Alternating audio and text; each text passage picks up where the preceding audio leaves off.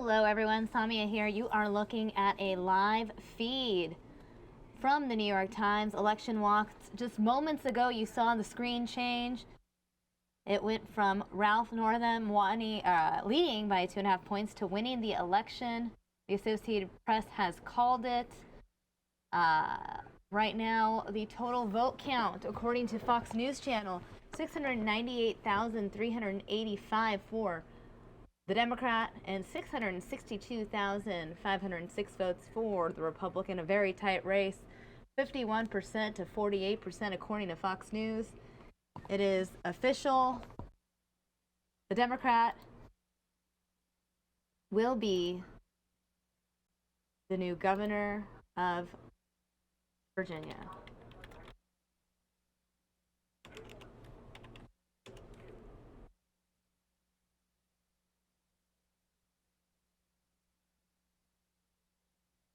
Again, as this news has been called, it is safe to assume we will be getting a press conference out of Virginia a little bit later on, and of course we'll carry that live for you here. We are following a number of races, though. We're not only following the Virginia governor race, but also the governor race in New Jersey. Also up for re-election is Mayor Bill de Blasio of New York City. There are a lot of elections that we are monitoring. It is election night 2017, and we'll have all the coverage here on News Now.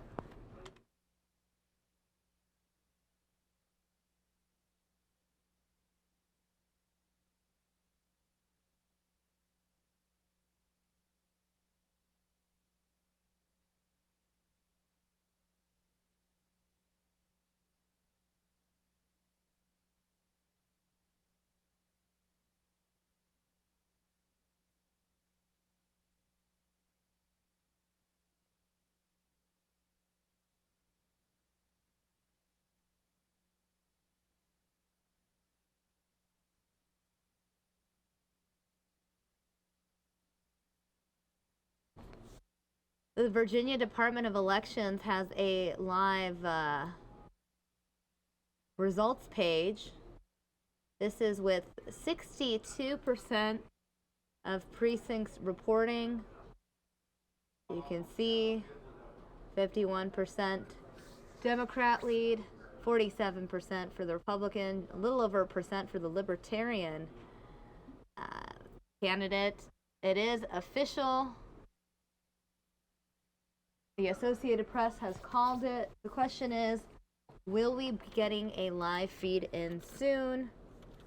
I'm going to go ahead and look for some possible live feeds out there from Fox so that we can carry it for you here on News Now. As soon as we get it, stand by, stay tuned.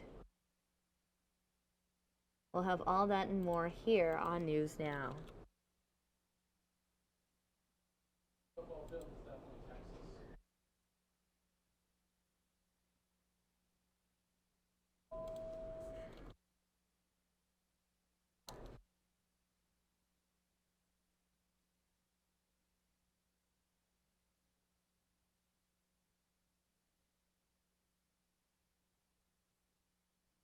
I'm showing you a few of the things I'm finding online.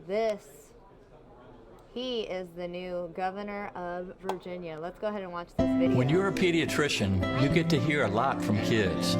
How are they doing in school? What do they want to be when they grow up?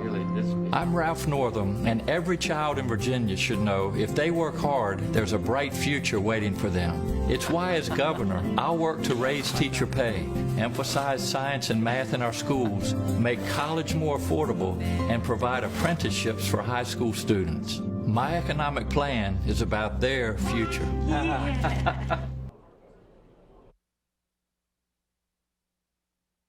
Okay, so that was the latest video. That's the featured video on his Facebook page. Again, the news has just come in. Democratic candidate Ralph Northam wins the Virginia governor race. The question is, who will win in New Jersey?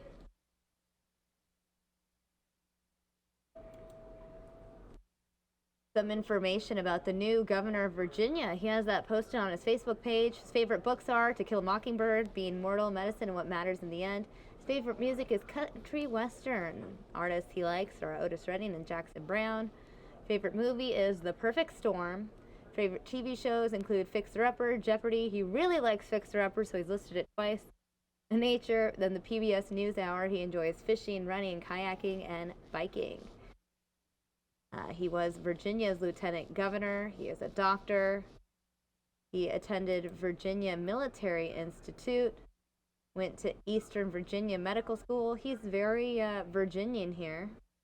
And his wife is an elementary school teacher. No wonder he made education a top priority. He has won the race. We assume that we'll be hearing some more details in a bit. We're going to get a live feed, I assume, momentarily. In the meantime, let's just watch some videos on his Facebook page, shall we? Isn't that what we want in our leaders? Isn't that who we want making tough decisions on our behalf? Honesty, integrity, a willingness to put others before yourself. That's the way that Ralph has always lived his life. There is no excuse that a group of legislators, most of whom are men, should be telling women what they should and shouldn't be doing with their bodies. It needs to stop. I'm proud to be a Democrat, and when we elect Democrats in Virginia, good things happen. We watched a campaign, didn't we, in 2016 that was based on a lot of hatred and bigotry and discrimination and fear. It shouldn't matter the color of your skin. It shouldn't matter your sexual orientation, the country that you came from, or the religion that you practice. We need to welcome people to the Commonwealth of Virginia. Are you ready to keep Virginia blue? Are you ready to make Virginia even bluer? We need to get out there and knock on doors and make phone calls and talk about the principles and values that are so important to us as Democrats. And we need to keep the detrimental policies in Washington from coming into Virginia. We need to take Virginia to the next level. Let's win on November the 7th. Thank you all so much, and God bless you. Let's get it done.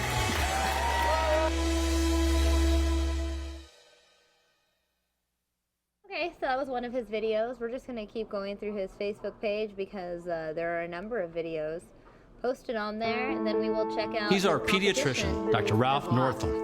Born and raised in rural Virginia. Went to VMI. Trained at Johns Hopkins. An Army doctor who treated soldiers seriously wounded in the Gulf War. 18 years as volunteer medical director of a children's hospice. As Lieutenant Governor, he's fighting to expand health care in Virginia. He'll get it done as governor. I'm Ralph Northam, and we need to provide access to affordable health care for all Virginians, not take it away.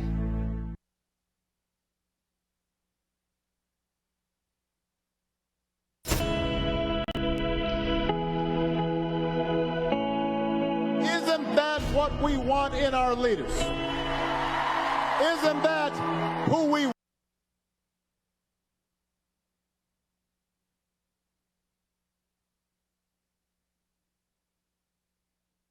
Vice President. How are you, man? Two men took part in a workforce development roundtable to push Northam's plan to boost opportunities for skilled workers. That I've admired about Ralph, and you can feel it, you can taste it, is the authenticity. So you got to win, Gov, for two reasons. One, to give everybody hope. Give people hope. Secondly, to generate programs now that can provide opportunity and save a whole heck of a lot of people.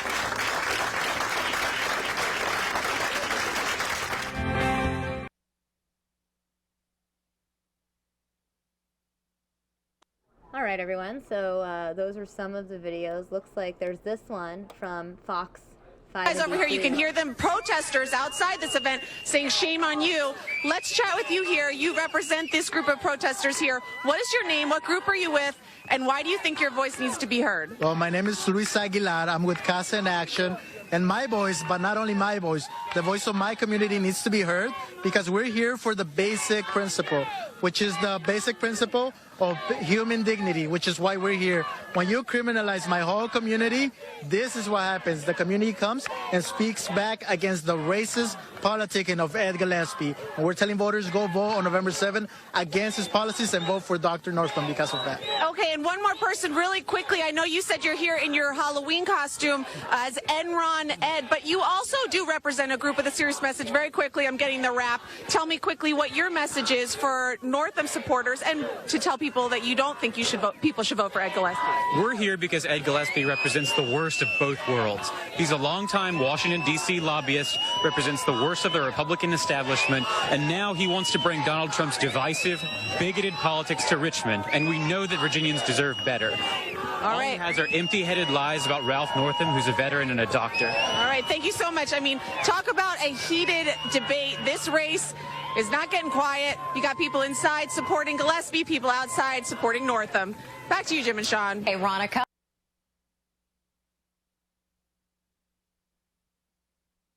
All right, so that was another video posted on Northam's Facebook page. Even had an event with former Vice President Joe Biden. Well, thank you very much for being here. I'm Jonathan Everman. But the audio isn't that So what this plan does is it good. allows As you can see, Virginia- we're not going to really play this because the audio isn't that good. We are going to look at the Facebook page for his competitor, Ed Gillespie. Let's watch his video. I learned a lot in college, like how to carry 4 plates in 2 hands, how to properly serve a beer, and I learned how to park large cars in small spaces. You see, I worked my way through college and started 3 small businesses. I know about working hard to get ahead, but today, too many Virginians are working hard and feeling stuck. I know we can do better, and as governor, I'll make sure we do.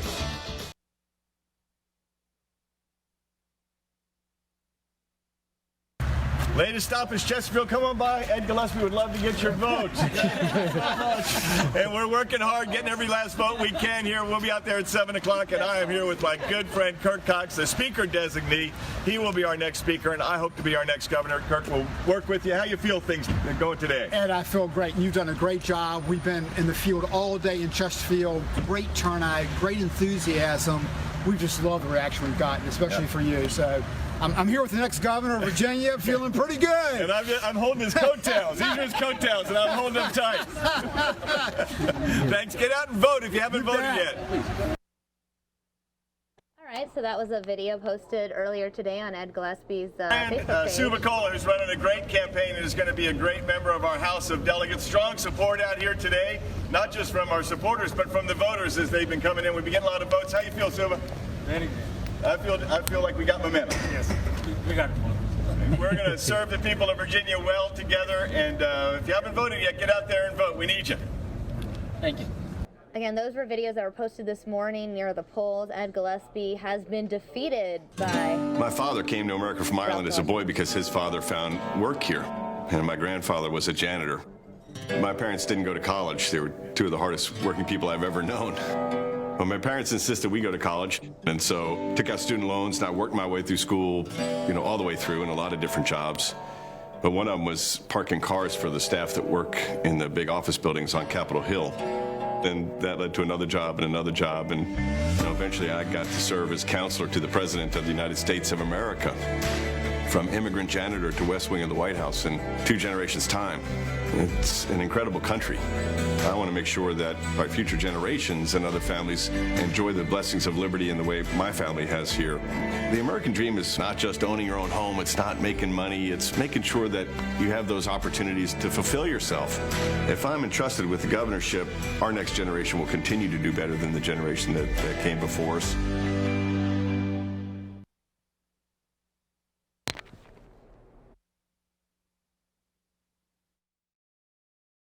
All right, everyone, so we are going to cut away from the Facebook page now because we know Fox does have a live feed coming in From Virginia, the election night watch party for both candidates. I'm going to go ahead and pull up that feed in just a moment. It looks like Mr. Ducey is there live on the scene. Let's go to that feed now. Stand by.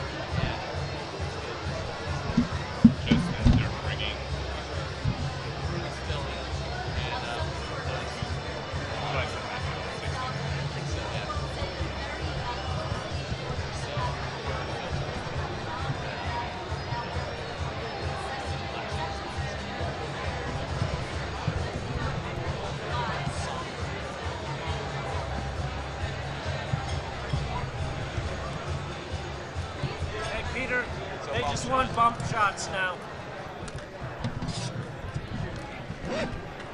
You know, I just go sit down for a while if it, you know. I think it's good. I think so.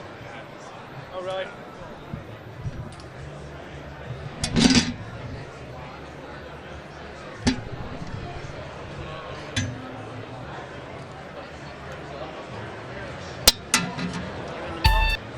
No, I'm not yet. Think I should? Yeah. Okay. I see the players. All right, for those of you just joining us, we're looking at a live look at Gillespie's viewing party. He has been defeated by Ralph Northam. The Democrat will be the next Virginia governor. The question is, who will win in the New Jersey gubernatorial race? There are some outlets reporting that the Democrat has also won there. That is TBD. New Yorkers in New York City voting for mayor now. The polls close in about 26 minutes. Question is, will Mayor Bill de Blasio be reelected? Stay tuned. We'll have all that and more. Non-stop election coverage here on Fox 10 News Now.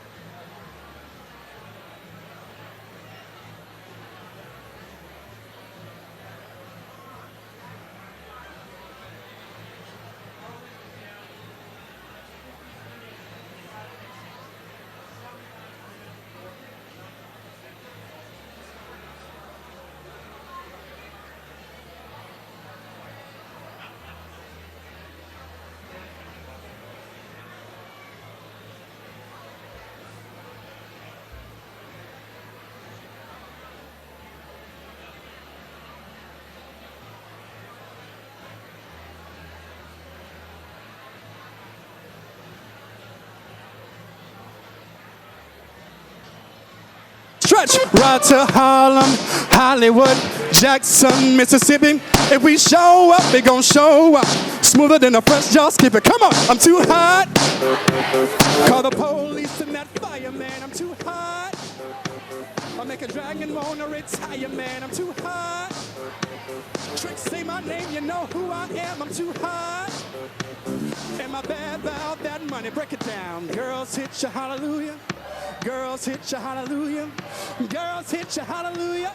Cause Uptown Funk gon' give it to you. Cause Uptown Funk gon' give it to you. Cause Uptown Funk gon' give it to you.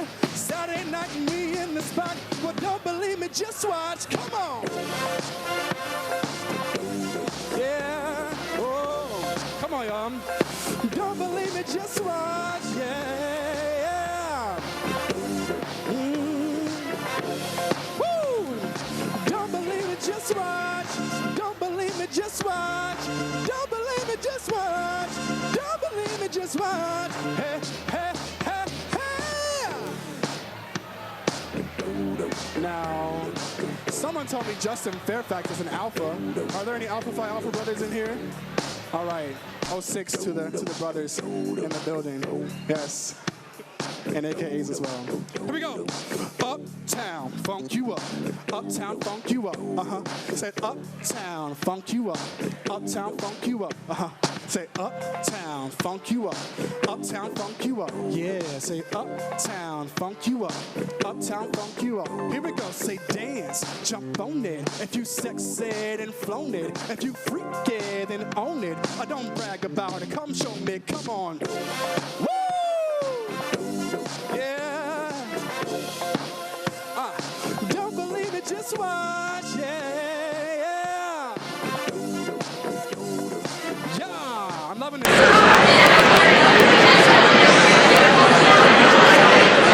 Don't believe it, just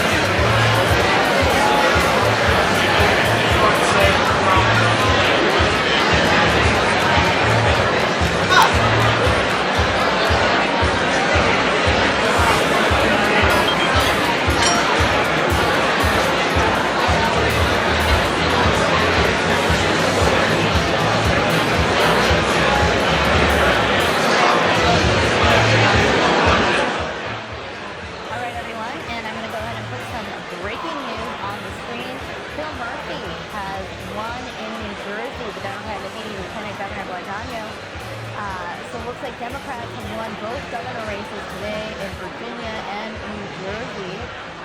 We are now looking at a live feed of the election viewing parties for the candidates in Virginia. Again, breaking news. Phil Murphy has won in New Jersey. We have a live feed of his party, his viewing party as well. So again, Phil Murphy winning in New Jersey. We'll take this feed live if we see any activity. In the meantime, though, we are going to take you back to the Virginia parties monitoring this feed, and we'll continue with election 2016 coverage here on News Now Plus. In just a few minutes, we are expecting to hear from President Trump, who is going to speak with South Korea. We'll carry all that and more here on News Now.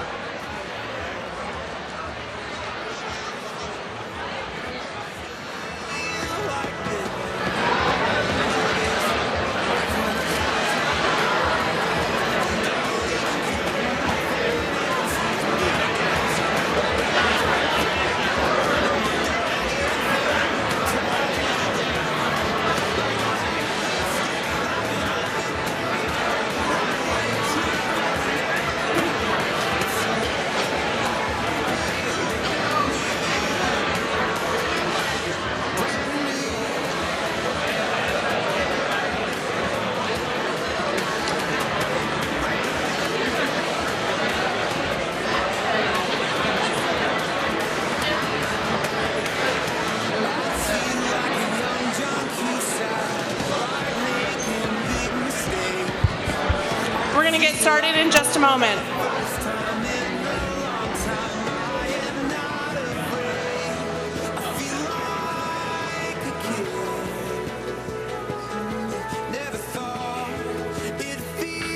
Hey, let's go. Let's go. We are the Republican Party of Virginia. Let's go.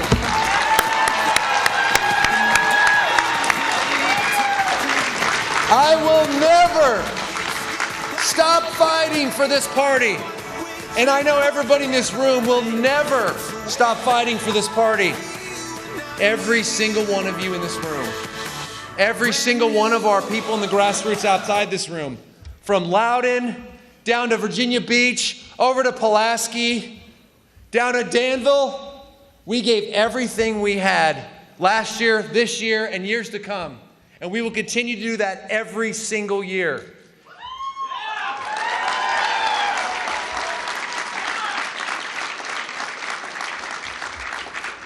You know what? I'm still wearing my Ed Gillespie sticker. I'm wearing my Jill Vogel sticker. And I'm wearing my John Adams sticker. Sometimes there are forces beyond your control that change the game for us. But this isn't the first time we've had nights like this, and it won't be the last. But it is the first time that after years of having trouble getting to where we need to go as a party, that we gave a fight like we've never given before.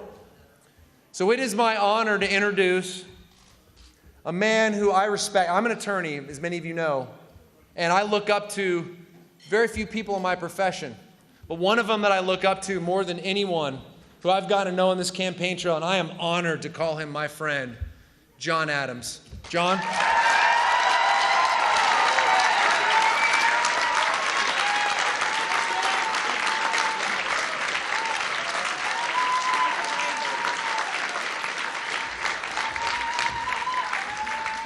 All right, good evening, Republicans.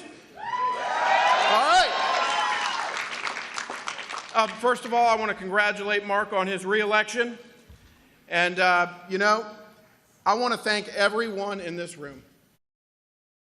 You allowed a guy who'd never run for office before, but who had very solid convictions and beliefs about the role of law in our society, to jump into politics for the first time and to become the nominee of the party that stands for freedom and the party that stands for liberty and the party that stands for opportunity. And I thank you very much for that.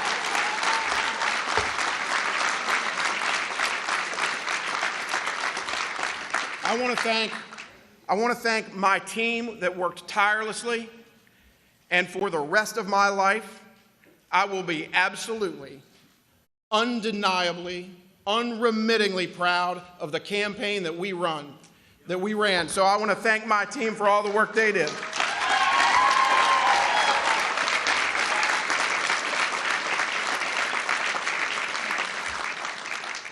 And I want to thank my family, because let me tell y'all something.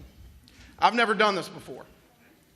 And when you put yourself into the arena, you drag your family with you.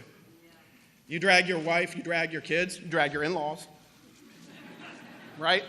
You drag your brothers. And they all stood by me 1,000%. And so I want to thank my family and all my great friends. And I just want you to know this. The ideals that we stand for as a party are timeless. There are bumps in the road, but the road continues.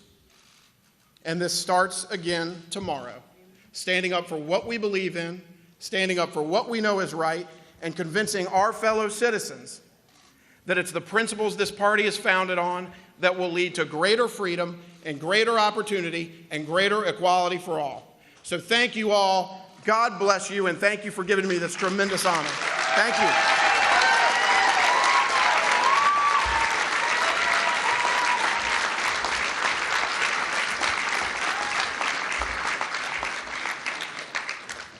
Can I get it one more time for John Adams? One more time.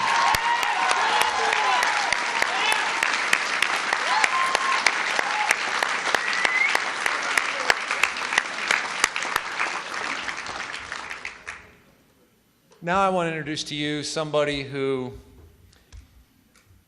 I also look up to. Many of you know I have 3 little girls, and if I'm really, really lucky, when they grow up, they are going to be as strong, as talented, as charismatic, as awesome as Jill Vogel. Jill, come on up here.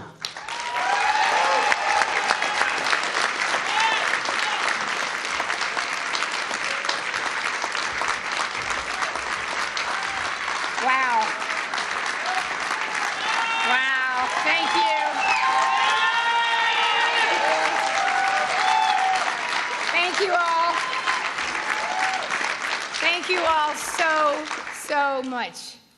All I can say is from the bottom of my heart to the men and women in this room and across the Commonwealth of Virginia, and to our supporters and our grassroots team, and above all to my family who gave so much and worked incredibly hard.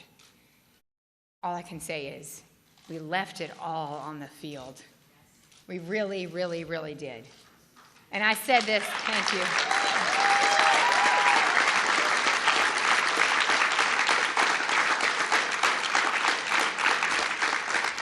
And I used to say this on the field, on the campaign trail all the time, to my children, always as a lesson. It's about who shows up. And a lot of amazing people showed up for us.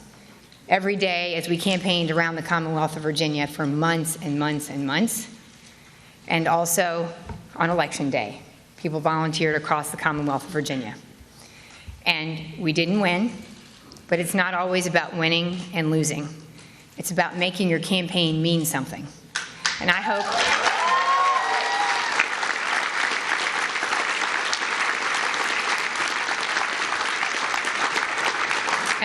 that we ran a campaign that Virginians can be proud of, that we talked about issues that matter, that every day we made our campaign mean something, and that we ran a campaign of integrity, and that we talked about the things that actually matter to Virginians and that will inspire Virginians.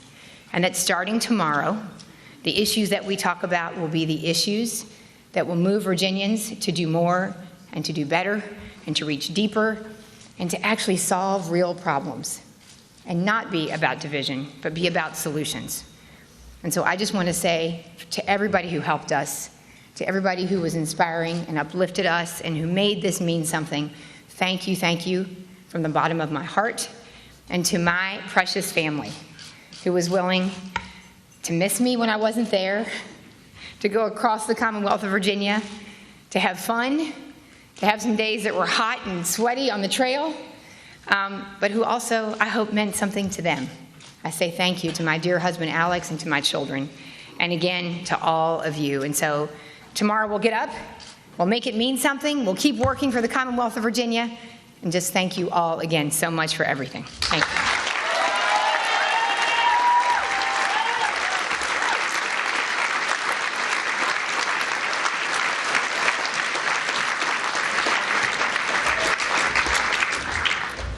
Ladies and gentlemen, tonight's not the night that we wanted, but I think we all knew and learned early in life that it's not about winning every fight.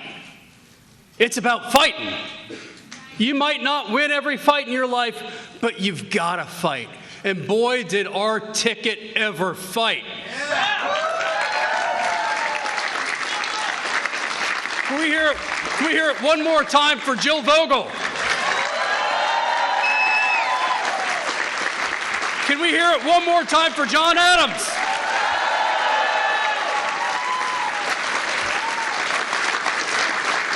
Friends, I'm Pete Snyder, and I had the great honor of working along with so many of you as Ed Gillespie's campaign chairman.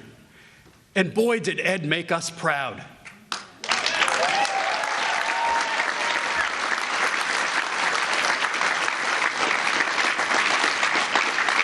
He ran a campaign based on ideas, on principle, and one that wanted to be for all of Virginia. A campaign for all of Virginia, and over 1 million folks in Virginia responded.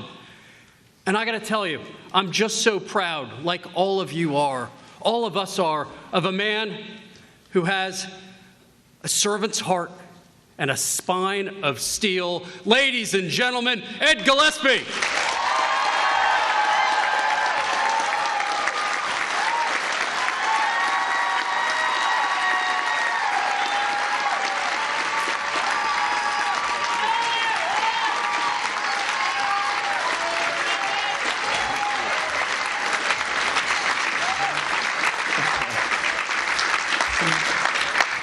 Pete, thank you so much for that kind introduction. Thank you, more importantly, for your leadership of this great campaign, and truly appreciate all the hard work of everyone here. I have to tell you that running with two longtime friends as running mates like Jill Vogel and John Adams was a joy, and I am proud to stand on this stage with you both this evening and proud to say you're my friends.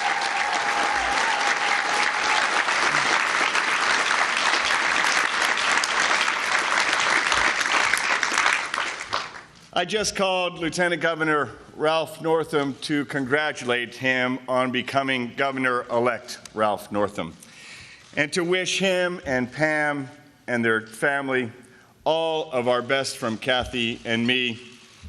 As I said throughout the course of this campaign, Governor-elect Northam is a good man, and I appreciate his service to our country and our Commonwealth, and I wish him nothing but the best success as our 73rd governor, and told him that if I could be helpful to him in making our Commonwealth better, that I would be happy to do anything I could in that regard. I also here congratulate right now the Lieutenant Governor-elect Justin Fairfax on his election, and Attorney General Mark Herring on his re-election, and wish them the best for our Commonwealth also. In addition to thanking Pete for being our chairman, I want to thank Nancy Dye for being our finance chair. I also, Nancy, thank you.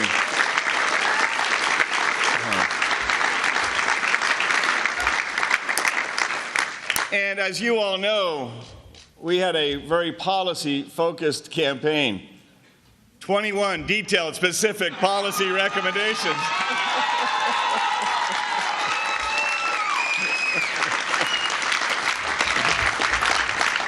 And those were led, the effort to come up with those, I think, very innovative policies were led by two very dear friends and two good men who I'm happy to say will also be leading our Commonwealth going forward. My friend, Senator Mark Obenshain, who is one of those.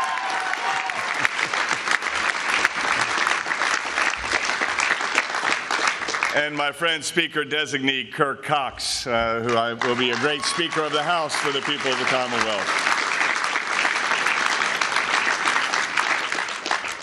I want to thank all of the incredible campaign staff who are tireless, dedicated, loyal, professional, and love our Commonwealth and gave this campaign everything they have. But I do want to give, in particular, a great deal of appreciation and thanks, and I know everyone here shares this, for our campaign manager, Chris Levitt, who was tireless and did an incredible job.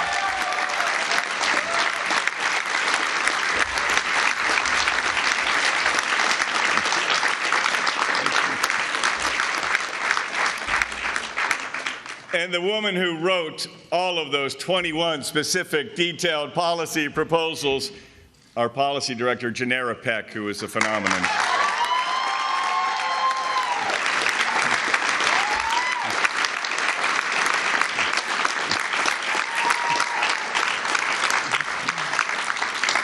I also want to thank, obviously, our political director, Huff Cooksey. Huff does a great job.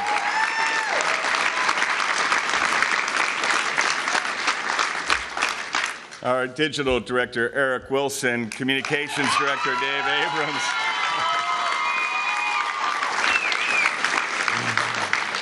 Our communications director, Dave Abrams, and finance director, Paige Hahn, who led all of our departments.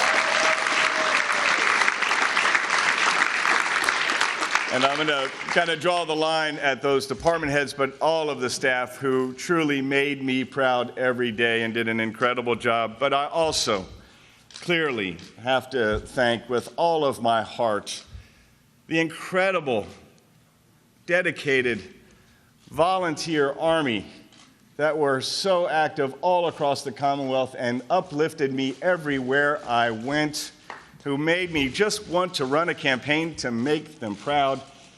God bless the mighty, mighty G-Force. I cannot thank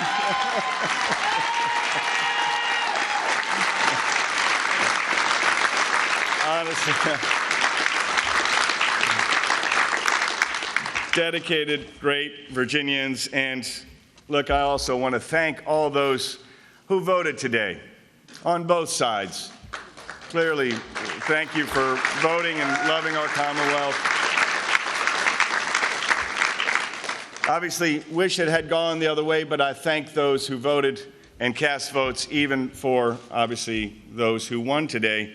And I do want to thank all of those who supported me and Jill and John, and obviously more than 1 million Virginians who came out, and they were expressing very legitimate concerns about the need for more opportunity here in the Commonwealth, the need for more creation of good-paying, full-time, stable jobs, addressing their concerns about achievement gap in our public education system and in our schools, addressing concerns about safety for themselves and their families and their businesses. These million voters and their friends and families love our Commonwealth. They love our fellow Virginians, and they love even those who disagree with them. And I know that they, too, are rooting for our new governor to succeed, because we all love the Commonwealth of Virginia, and we will continue to root for the Commonwealth of Virginia to do well and hope that our governor is successful in that regard. Lastly, I want to say that while disappointed, as many of you know, my favorite verse is Romans 8:28. For in all things we know that we know in all things that all things work for the good for those who love God and are called to serve according to his purpose. I've felt called to serve. I hope God will discern what his calling is for me next. But I know this, whatever it is, and whatever that might be, one Kathy Gillespie will be by my side.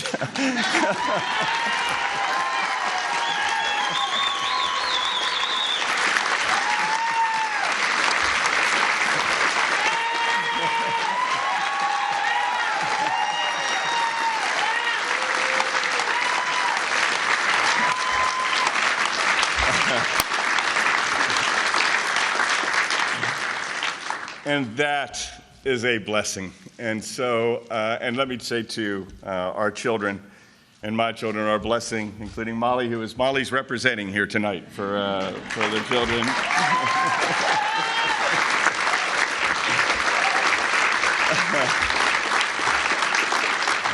And so many family and friends and folks who have come from all over the Commonwealth. And I just want to tell you how much this support means to me, how much I love all of you and respect everyone here, and how thankful I am for the campaign we have waged. And I look forward to seeing you in a more relaxed setting and environment as I continue to see folks all across this beautiful Commonwealth. I have to tell you again, I am so moved as I travel Virginia. We are so incredibly blessed. And as I joke sometimes, I feel bad for candidates who have to run in states that aren't Virginia because our Commonwealth is so beautiful. So thank you all so much. God bless you. God bless the Commonwealth of Virginia. God bless the United States of America. Thank you.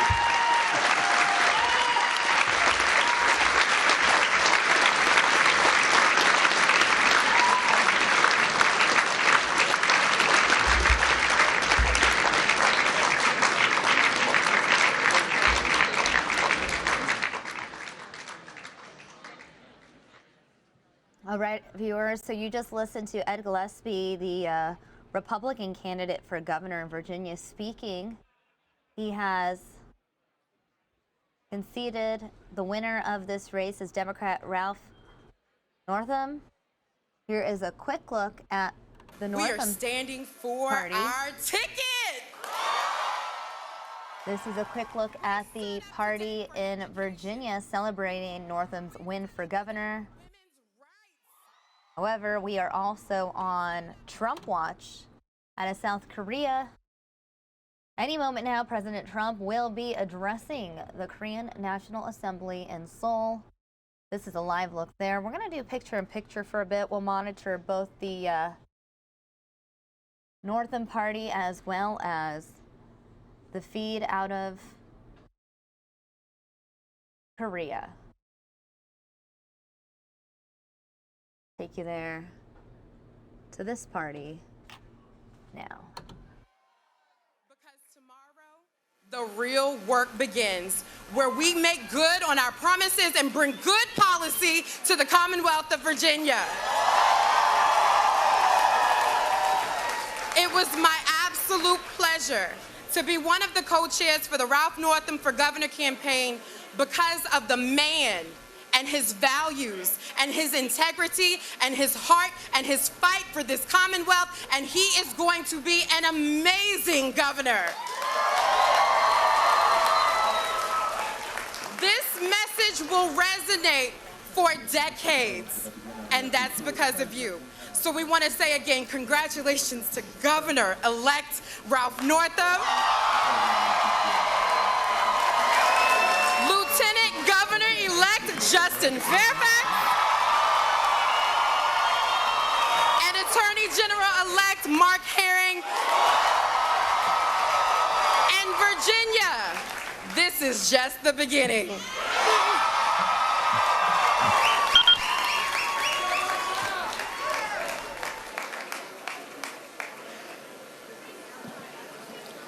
Ladies and gentlemen, your Democratic leader in the Virginia House of Delegates, David Toscano.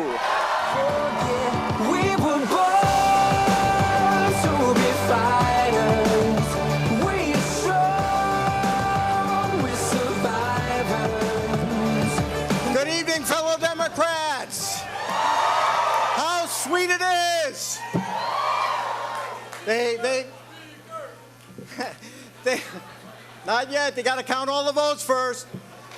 People are talking about this as a wave. Well, let me tell you, this is a tsunami.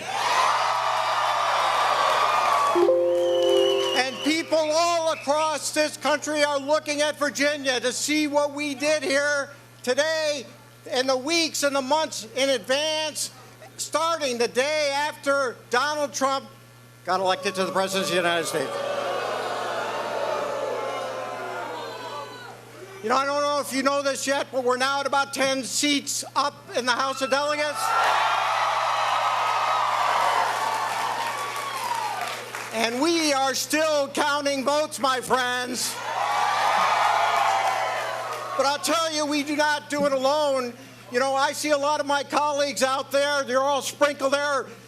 Wave your hands. Give a round of applause to the House Democratic Caucus. We were small, but we were strong, and now we're going to be larger and stronger. And we did it as a team. There are so many candidates out there who stepped up to run after the Trump debacle. And they're still with us, and they're going to be with us for many years to come. And we have won some great races tonight, races that people never gave us a chance to win. And we did it with your help. So many of you stepped up to help us to provide the resources for our candidates. So many of you knocked on the door. So many of you got on the phone. It makes a difference, and it shows. This is a national election, and people will take away from it not only that we had a message that resonated with people related to jobs and people getting paid a living wage, a message about health care and expanding Medicaid, a message about protecting women's reproductive health. Hell, we're even a party that believes in science. But beyond that, we rejected the politics of hatred and bigotry in Virginia with this win tonight.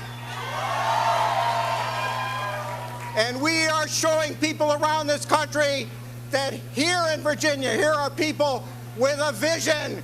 Here are people who have a commitment, and here are people who can make it happen, not just here, but... You mean we gotta call that guy Speaker Toscano? It could happen. So Donald Trump. Now wait a minute. Everyone in this room owes him a debt of gratitude tonight. Don't go booing him. I want a statue to him. But he tweeted from South Korea, taking time out of the North Korean crisis to blame Ed Gillespie for not being closer to his coattails. That's why he lost. Let me tell you why Ed Gillespie and the whole Republican team went down to defeat tonight, and why Democrats prevailed. Because they wouldn't vote for Medicaid expansion. We will. They got squishy on white supremacists. We won't be squishy on white supremacists.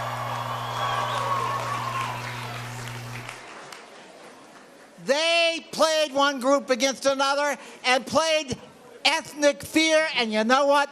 Virginians weren't buying it.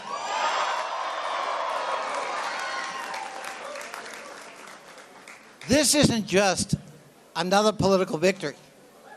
This is a comprehensive political victory from State House to Courthouse. Thank you, Donald Trump. Tonight, Virginians rejected his style of politics. You know, there was a lot of political chatter. Ralph Northam was too quiet. He didn't have charisma. Ralph Northam was the perfect antidote to that orange-headed guy in the White House.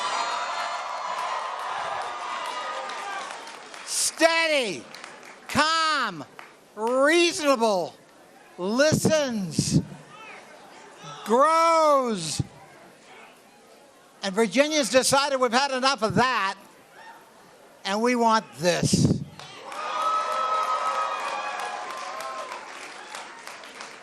We have a great opportunity to make a national statement, Virginia, and we're doing it tonight. This is the beginning. This is the beginning.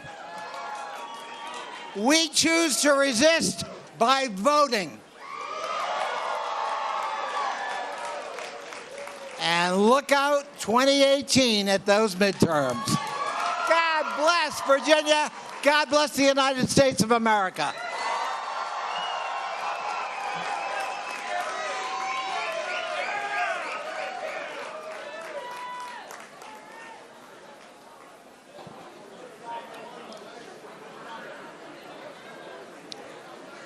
Ladies and gentlemen, from the 4th Congressional District, Congressman Donald McEachin.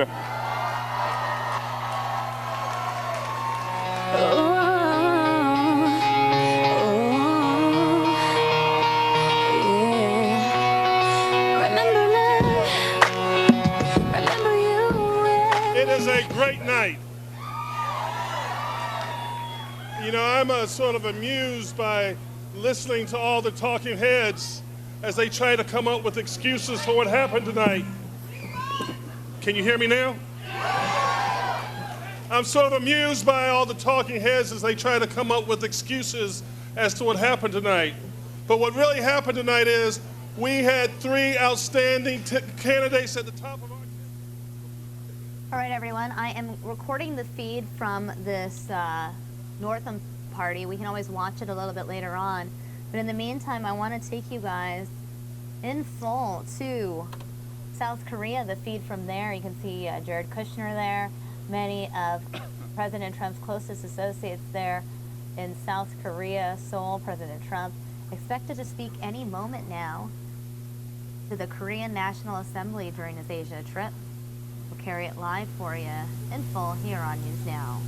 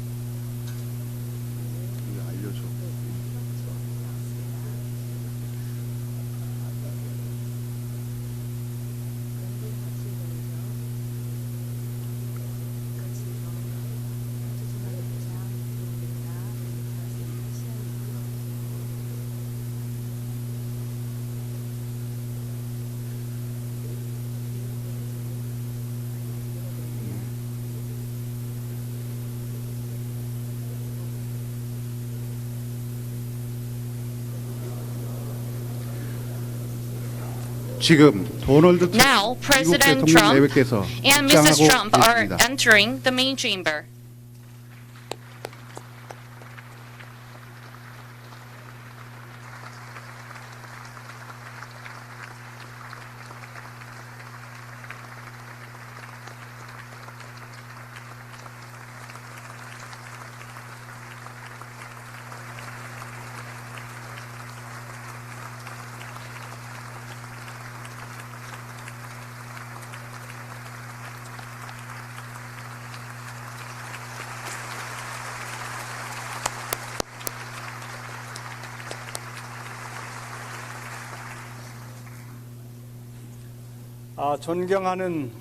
Your Excellency, President Donald Trump and Madam First Lady, official U.S. delegates, distinguished guests from home and abroad, including diplomatic corps in Korea and members of the National Assembly. As Speaker of the National Assembly and on behalf of the Korean people, I extend my heartfelt welcome to the visit by President Donald Trump and First Lady Mrs. Melania Trump to the National Assembly. Mr. President and Mrs. Trump, you are the first U.S. President in 25 years to make a state visit to Korea, representing the United States of America as a great country and Korea's enduring and long-standing ally. And your speech to the National Assembly today marks the first speech to the Korean Parliament by the U.S. President in 24 years. It is an incredibly great honor and privilege to welcome you at the National Assembly on your first Asia tour in the first year of your administration. I believe that the presence of Mr. Trump and Mrs. Trump here at this gathering reaffirms the steadfastness and the great significance of our K-US alliance. Mr. President and Mrs. Trump, distinguished guests, members of the National Assembly. Korea's remarkable 원조를 주는 transformation 나라로 from an aid 성장한 recipient to a 대한민국의 donor country 놀라운 was 발전은 achieved on the basis 양 of the 국민의 blood shed by our two peoples who 강고한 fought side by 한미동맹의 side 기반 during the 위에서 Korean War 이뤄낸 and the rock-solid 빛나는 Korea-US alliance. 안보 동맹으로 Starting 시작한 from security alliance, 한미동맹은 our alliance 이제 has been 경제 evolving 동맹을 into a 넘어 comprehensive 글로벌 alliance 가치 that has 동맹으로 global 발전해 implications 나가고 있습니다. extending beyond economic 무엇보다 alliance. The 한반도와 RK-US 동북아 alliance, 평화 유지에 recognized as 절대적 having made a 기여를 해왔다고 significant contribution 평가받는 to peace on the Korean Peninsula 한미 and in Northeast 지금 Asia, 북한의 is now 핵과 confronting 미사일이라고 하는 grave 엄중한 nuclear 도전에 and missile threats 직면해 from 있습니다. North Korea.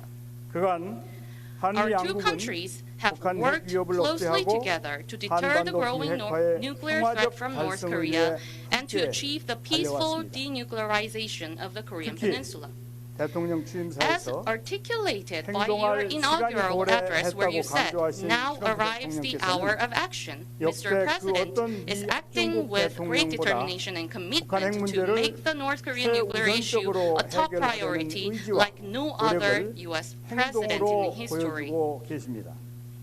이 자리를 통해 Allow me to take this 훌륭한 opportunity to 리더십과 extend our 협상력으로 deepest appreciation 탁월한 and respect 평화의 to Mr. 중재자 President 역할을 하고 for your 계신 role as 트럼프 great and 대통령께 peaceful mediator 감사와 under your excellent 경의를 leadership 표합니다. and great negotiating ability. 아울러 이번 트럼프 I 대통령 sincerely 내분의 hope that 방안이 your visit 양국 to 간 Korea 우위와 can serve as a new 공동 번영의 fulcrum 새로운 for our 머릿돌이자 deep friendship and 한반도와 our shared prosperity 동북아 going 평화 forward 구현의 and set a historic 역사적 계기가 milestone in bringing 되기를 peace to the Korean 진심으로 Peninsula 기원합니다. and Northeast Asia.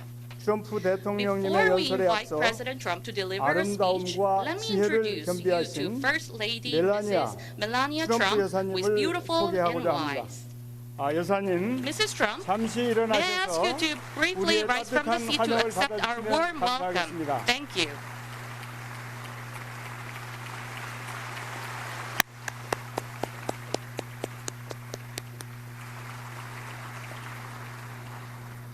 여러분, Now, 이제 let me 세계 introduce 지도자 you to the 미 leader of the 합중국 world, the 도널드 트럼프 President of the United 대통령님을 States of 소개합니다. America, Donald Trump.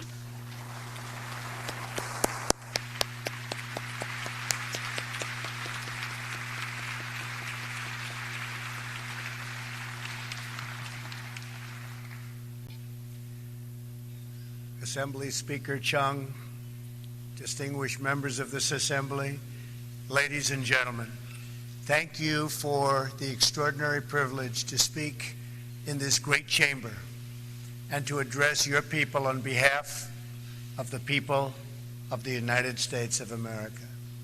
In our short time in your country, Melania and I have been awed by its ancient, modern wonders, and we are deeply moved by the warmth of your welcome. Last night, President and Mrs. Moon showed us incredible hospitality in a beautiful reception at the Blue House. We had productive discussions on increasing military cooperation and improving the trade relationship between our nations on the principle of fairness and reciprocity.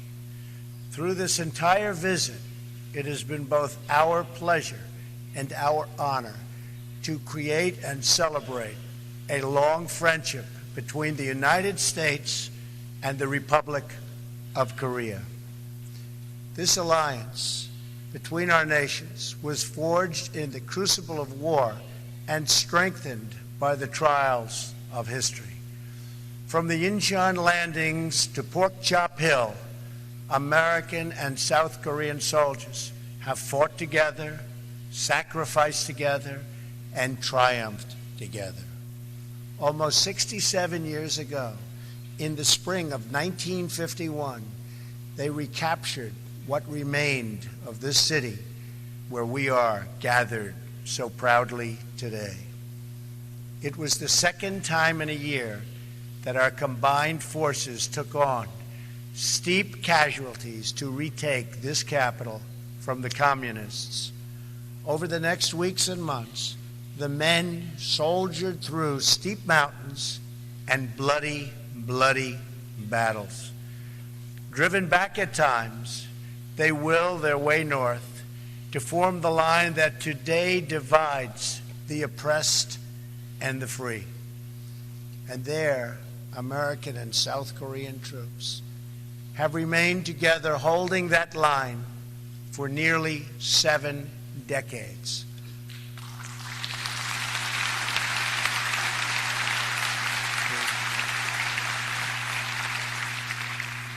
By the time the armistice was signed in 1953, more than 36,000 Americans had died in the Korean War, with more than 100,000 others very badly wounded. They are heroes, and we honor them. We also honor and remember the terrible price the people of your country paid for their freedom. You lost hundreds of thousands of brave soldiers and countless innocent civilians in that gruesome war. Much of this great city of Seoul was reduced to rubble. Large portions of the country were scarred, severely hurt by this horrible war. The economy of this nation was demolished. But as the entire world knows, over the next 2 generations, something miraculous happened on the southern half of this peninsula. Family by family, city by city, the people of South Korea built this country into what is today one of the great nations of the world, and I congratulate you.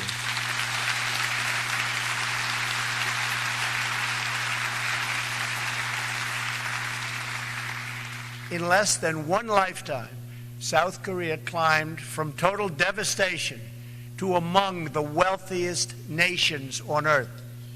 Today, your economy is more than 350 times larger than what it was in 1960. Trade has increased 1,900 times.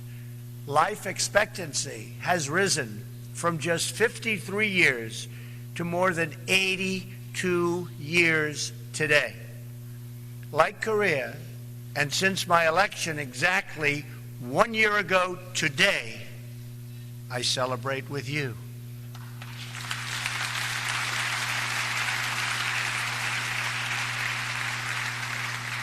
The United States is going through something of a miracle itself.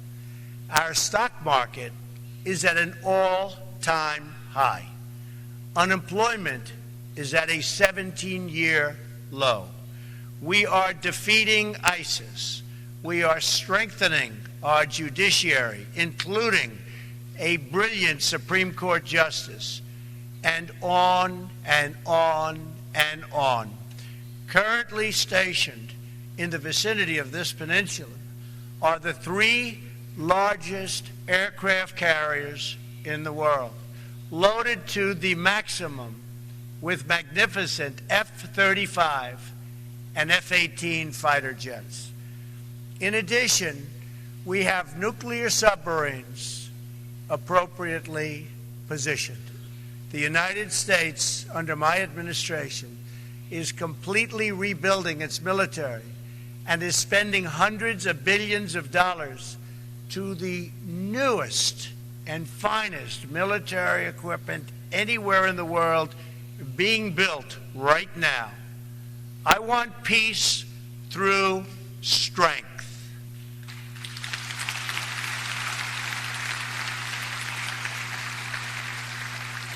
We are helping the Republic of Korea far beyond what any other country has ever done. And in the end, we will work things out far better than anybody understands or can even appreciate. I know that the Republic of Korea, which has become a tremendously successful nation, will be a faithful ally of the United States very long into the future.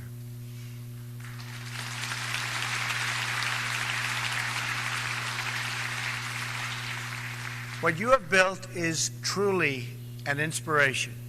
Your economic transformation was linked to a political one. The proud, sovereign, and independent people of your nation demanded the right to govern themselves. You secured free parliamentary elections in 1988, the same year you hosted your first Olympics. Soon after, you elected your first civilian president in more than 3 decades. And when the republic you won faced financial crisis, you lined up by the millions to give your most prized possessions, your wedding rings, heirlooms, and gold luck keys, to restore the promise of a better future for your children.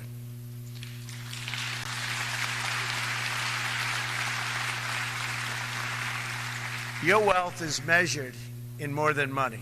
It is measured in achievements of the mind and achievements of spirit.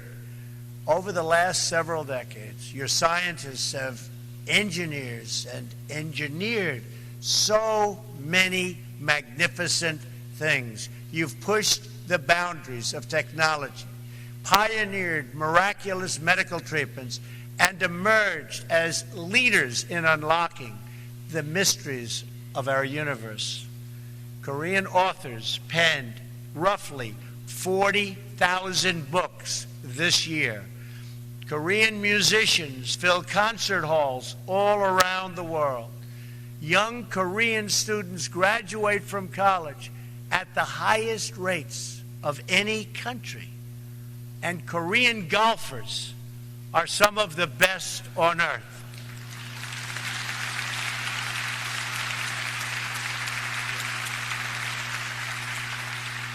In fact, and you know what I'm going to say, the women's U.S. Open was held this year at Trump National Golf Club in Bedminster, New Jersey. And it just happened to be won by a great Korean golfer, Sung Hyun Park. And 8 of the top 10 players were from Korea. And the top 4 golfers, 1, 2, 3, 4, the top 4 were from Korea. Congratulations. Congratulations.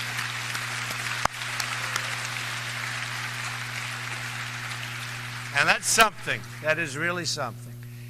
Here in Seoul, architectural wonders like the 63 building and the Lotte World Tower, very beautiful, grace the sky and house the workers of many growing industries. Your citizens now help to feed the hungry, fight terrorism, and solve problems all over the world. And in a few months, you will host the world, and you will do a magnificent job at the 23rd Olympic Winter Games. Good luck.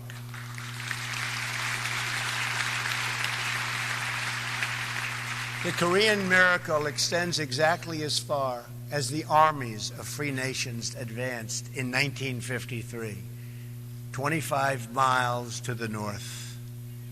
There it stops. It all comes to an end. Dead stop. The flourishing ends, and the prison state of North Korea sadly begins. Workers in North Korea labor grueling hours in unbearable conditions for almost no pay. Recently, the entire working population was ordered to work for 70 days straight, or else pay for a day of rest. Families live in homes without plumbing, and fewer than half have electricity. Parents bribe teachers in hopes of saving their sons and daughters from forced labor. More than 1 million North Koreans died of famine in the 1990s, and more continue to die of hunger today. Among children under the age of 5, nearly 30% of afflicted and are afflicted by stunted growth due to malnutrition. And yet, in 2012 and 2013, the regime spent an estimated $200 million, or almost half the money that it allocated to improve living standards for its people, to instead build even more monuments, towers, and statues, to glorify its dictators. What remains of the meager harvest of the North Korean economy is distributed according to perceived loyalty to a twisted regime. Far from valuing its people as equal citizens, this cruel dictatorship measures them, scores them, and ranks them based on the most arbitrary indications of their allegiance to the state. Those who score the highest in loyalty may live in the capital city. Those who score the lowest starve. A small infraction by one citizen, such as accidentally staining a picture of the tyrant printed in a discarded newspaper, can wreck the social credit rank of his entire family for many decades. An estimated 100,000 North Koreans suffer in gulags, toiling in forced labor, and enduring torture, starvation, rape, and murder on a constant basis. In one known instance, a 9-year-old boy was imprisoned for 10 years because his grandfather was accused of treason.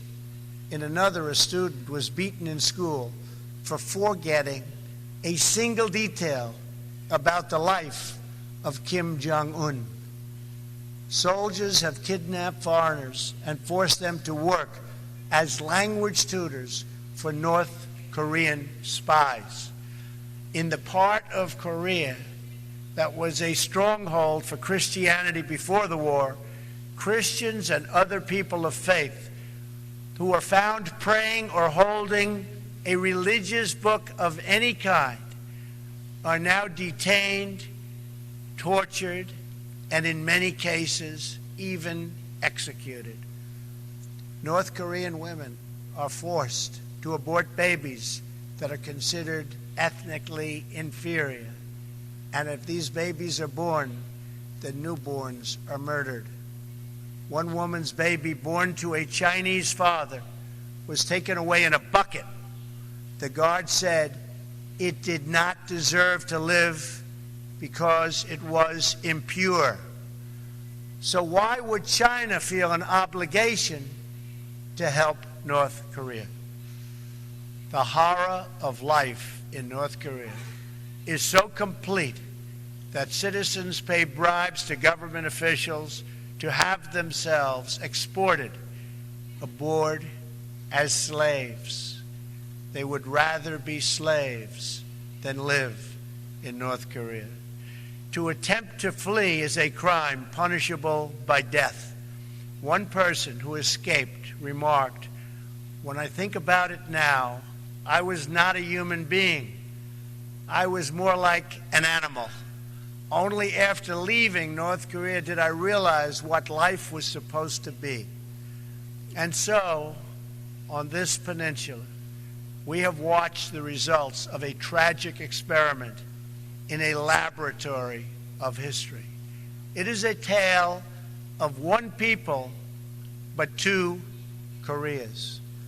One Korea in which the people took control of their lives and their country and chose a future of freedom and justice, of civilization and incredible achievement. And another Korea in which leaders imprisoned their people under the banner of tyranny, fascism, and oppression. The result of this experiment are in, and they are totally conclusive. When the Korean War began in 1950, the two Koreas were approximately equal in GDP per capita. But by the 1990s, South Korea's wealth had surpassed North Korea's by more than 10 times. And today, the South's economy is over 40 times larger. So you started the same a short while ago, and now you're 40 times larger. you're doing something right. Considering the misery wrought by the North Korean dictatorship, it is no surprise that it has been forced to take increasingly desperate measures to prevent its people from understanding this brutal contrast. Because the regime fears the truth above all else, it forbids virtually all contact with the outside world. Not just my speech today, but even the most commonplace facts of South Korean life are forbidden knowledge to the North Korean people. Western and South Korean music is banned. Possession of foreign media is a crime, punishable by death. Citizens spy on fellow citizens. Their homes are subject to search at any time, and their every action is subject to surveillance. In place of a vibrant society, the people of North Korea are bombarded by state propaganda practically every waking hour of the day. North Korea is a country ruled as a cult. At the center of this military cult is a deranged belief in the leader's destiny to rule as parent protector over a conquered Korean peninsula and an enslaved Korean people. The more successful South Korea becomes, the more decisively you discredit the dark fantasy at the heart of the Kim regime. In this way, the very existence of a thriving South Korean republic threatens the very survival of the North Korean dictatorship. This city and this assembly are living proof that a free and independent Korea not only can, but does stand strong, sovereign, and proud among the nations of the world.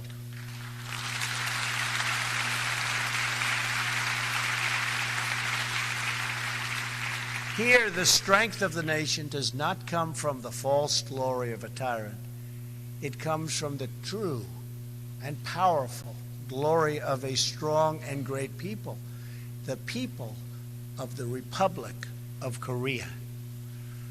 A Korean people who are free to live, to flourish, to worship, to love, to build, and to grow their own destiny. In this republic, the people have done what no dictator ever could.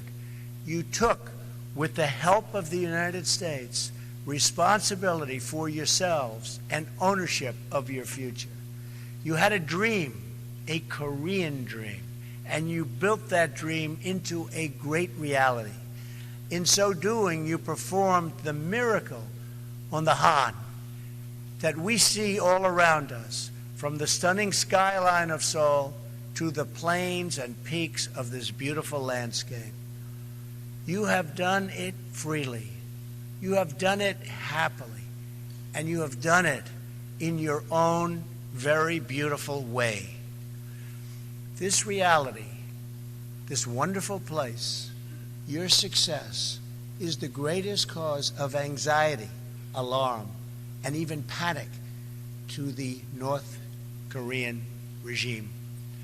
That is why the Kim regime seeks conflict abroad to distract from total failure that they suffer at home. Since the so-called armistice, there have been hundreds of North Korean attacks on Americans and South Koreans. These attacks have included the capture and torture of the brave American soldiers of the USS Pueblo, repeated assaults on American helicopters, and the 1969 drowning of a U.S. surveillance plane that killed 31 American servicemen. The regime has made numerous lethal incursions in South Korea, attempted to assassinate senior leaders, attacked South Korean ships, and tortured Otto Warmbier, ultimately leading to that fine young man's death. All the while, the regime has pursued nuclear weapons with the deluded hope that it could blackmail its way to the ultimate objective. And that objective we are not going to let it have. We are not going to let it have. All of Korea is under that spell, divided in half. South Korea will never allow what's going on in North Korea to continue to happen. The North Korean regime has pursued its nuclear and ballistic missile programs in defiance of every assurance, agreement, and commitment it has made to the United States and its allies. It's broken all of those commitments. After promising to freeze its plutonium program in 1994, it repeated the benefits of the deal and then immediately continued its illicit nuclear activities. In 2005, after years of diplomacy, the dictatorship agreed to ultimately abandon its nuclear programs and return to the Treaty on Non-Proliferation. But it never did, and worse, it tested the very weapons it said it was going to give up. In 2009, the United States gave negotiations yet another chance and offered North Korea the open hand of engagement. The regime responded by sinking a South Korean Navy ship, killing 46 Korean sailors. To this day, it continues to launch missiles over the sovereign territory of Japan and all other neighbors, test nuclear devices, and develop ICBMs to threaten the United States itself. The regime has interpreted America's past restraint as weakness. This would be a fatal miscalculation. This is a very different administration than the United States has had in the past. Today, I hope I speak not only for our countries, but for all civilized nations when I say to the North, do not underestimate us and do not try us. We will defend our common security, our shared prosperity, and our sacred liberty. We did not choose to draw here on this peninsula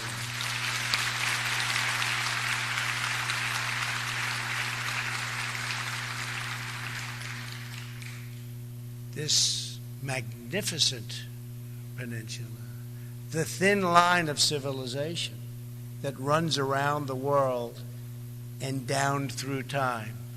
But here it was drawn, and here it remains to this day. It is the line between peace and war, between decency and depravity, between law and tyranny, between hope and total despair. It is a line that has been drawn many times in many places throughout history. To hold that line is a choice free nations have always had to make. We have learned together the high cost of weakness and the high stakes of its defense. America's men and women in uniform have given their lives in the fight against Nazism, imperialism, communism, and terrorism. America does not seek conflict or confrontation, but we will never run from it. History is filled with discarded regimes that have foolishly tested America's resolve. Anyone who doubts the strength or determination of the United States should look to our past, and you will doubt it no longer. We will not permit America or our allies to be blackmailed or attacked. We will not allow American cities to be threatened with destruction. We will not be intimidated, and we will not let the worst atrocities in history be repeated here on this ground we fought and died so hard to secure.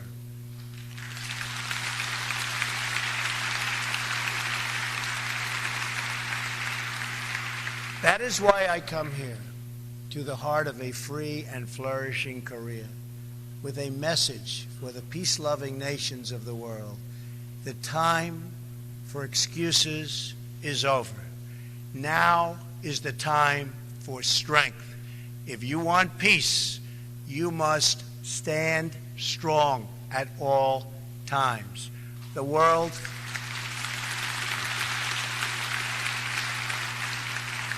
cannot tolerate the menace of a rogue regime that threatens with nuclear devastation.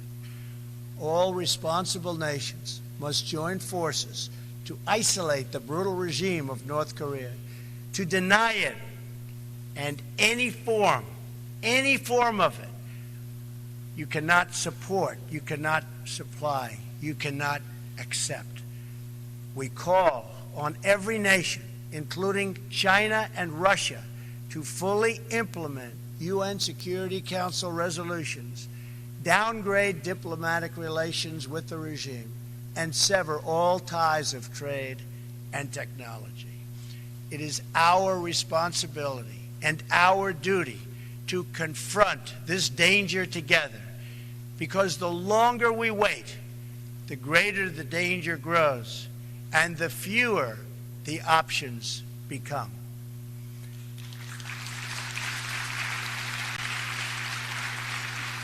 And to those nations that choose to ignore this threat, or worse still, to enable it, the weight of this crisis is on your conscience. I also have come here to this peninsula to deliver a message directly to the leader of the North Korean dictatorship. The weapons you are acquiring are not making you safer. They are putting your regime in grave danger. Every step you take down this dark path increases the peril you face. North Korea is not the paradise your grandfather envisioned. It is a hell that no person deserves. Yet despite every crime you have committed against God and man, you are ready to offer, and we will do that. We will offer a path to a much better future. It begins with an end to the aggression of your regime, a stop to your development of ballistic missiles, and complete, verifiable, and total denuclearization.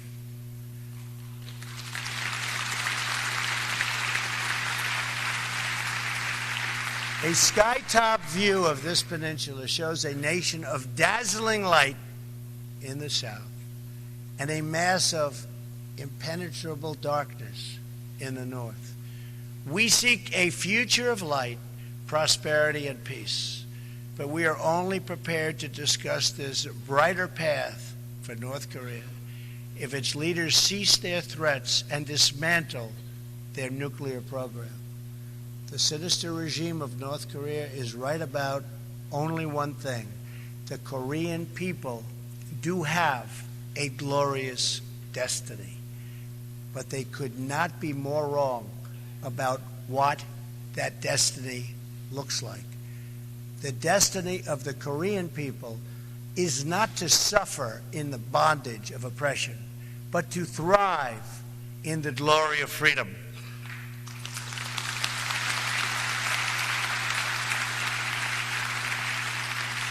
What South Koreans have achieved on this peninsula is more than a victory for your nation. It is a victory for every nation that believes in the human spirit. And it is our hope that someday soon, all of your brothers and sisters in the North will be able to enjoy the fullest of life intended by God. Your republic shows us all of what is possible. In just a few decades, with only the hard work, courage, and talents of your people, you turned this war-torn land into a nation blessed with wealth, rich in culture, and deep in spirit. You built a home where all families can flourish and where all children can shine and be happy. This Korea stands strong and tall among the great community of independent, confident, and peace-loving nations. We are nations that respect our citizens, cherish our liberty, treasure our sovereignty, and control our own destiny.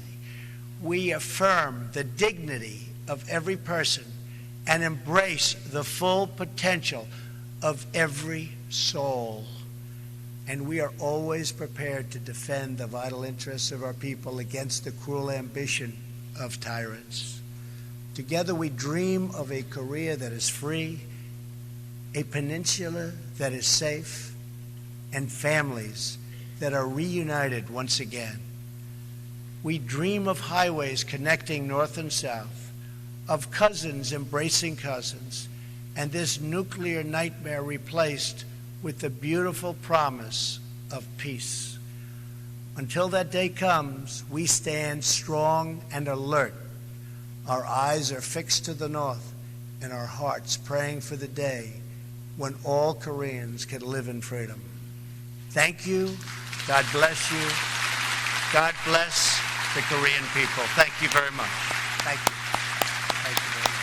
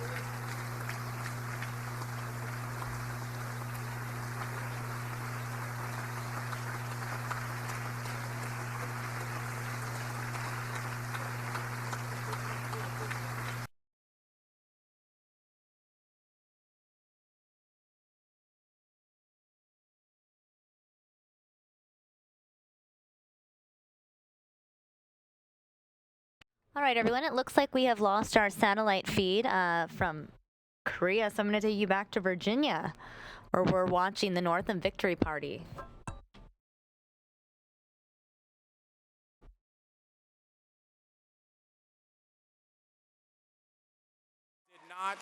I want to thank my incredible staff. I have an amazing team of people who got behind me and believed in this vision. I particularly want to thank our great campaign manager, Zakiya Thomas, who ran an incredible race. And I want to thank the chair of our campaign, who was the chair of Senator Kane's gubernatorial and Senate campaigns. He is my dear friend, was the chair of our race and steered us to victory, Larry Roberts. I want to thank Larry for his brilliant leadership and for what he has done. And I also would not be here in a very real sense without the love and support of my amazing family. I'm so grateful to every single one of them, and I want to start by recognizing my brilliant and beautiful wife, Dr. Serena Fairfax, and thanking her for what she has done. She is an amazing woman, born in Arlington, raised in Prince William County, and like Mark and Ralph, I married way up, and I'm so grateful that she has taken this journey with us. I want to thank our two beautiful children, Cameron, our 7-year-old, Karis, our 6-year-old. They too have sacrificed so much, and every time I had to be away. We traveled over 50,000 miles around the Commonwealth of Virginia. And we were there. I would drop them off at school. I would go to their soccer games when I could, but there were things that I had to miss. And they never, ever complained. They said, "Daddy, I know why you're doing this." And I want to thank them from the bottom of my heart. Your daddy loves you so much. I'm so grateful to you. I want to thank my amazing in-laws, without whom none of this would be possible. Conchita Wanzer, Sydney Wanzer Clark. I have the best in-laws in the world. I wish you in-laws like mine. They are just amazing people.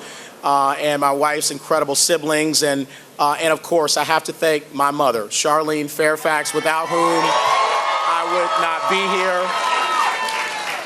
Many of you have heard me talk about her. She is an incredible woman.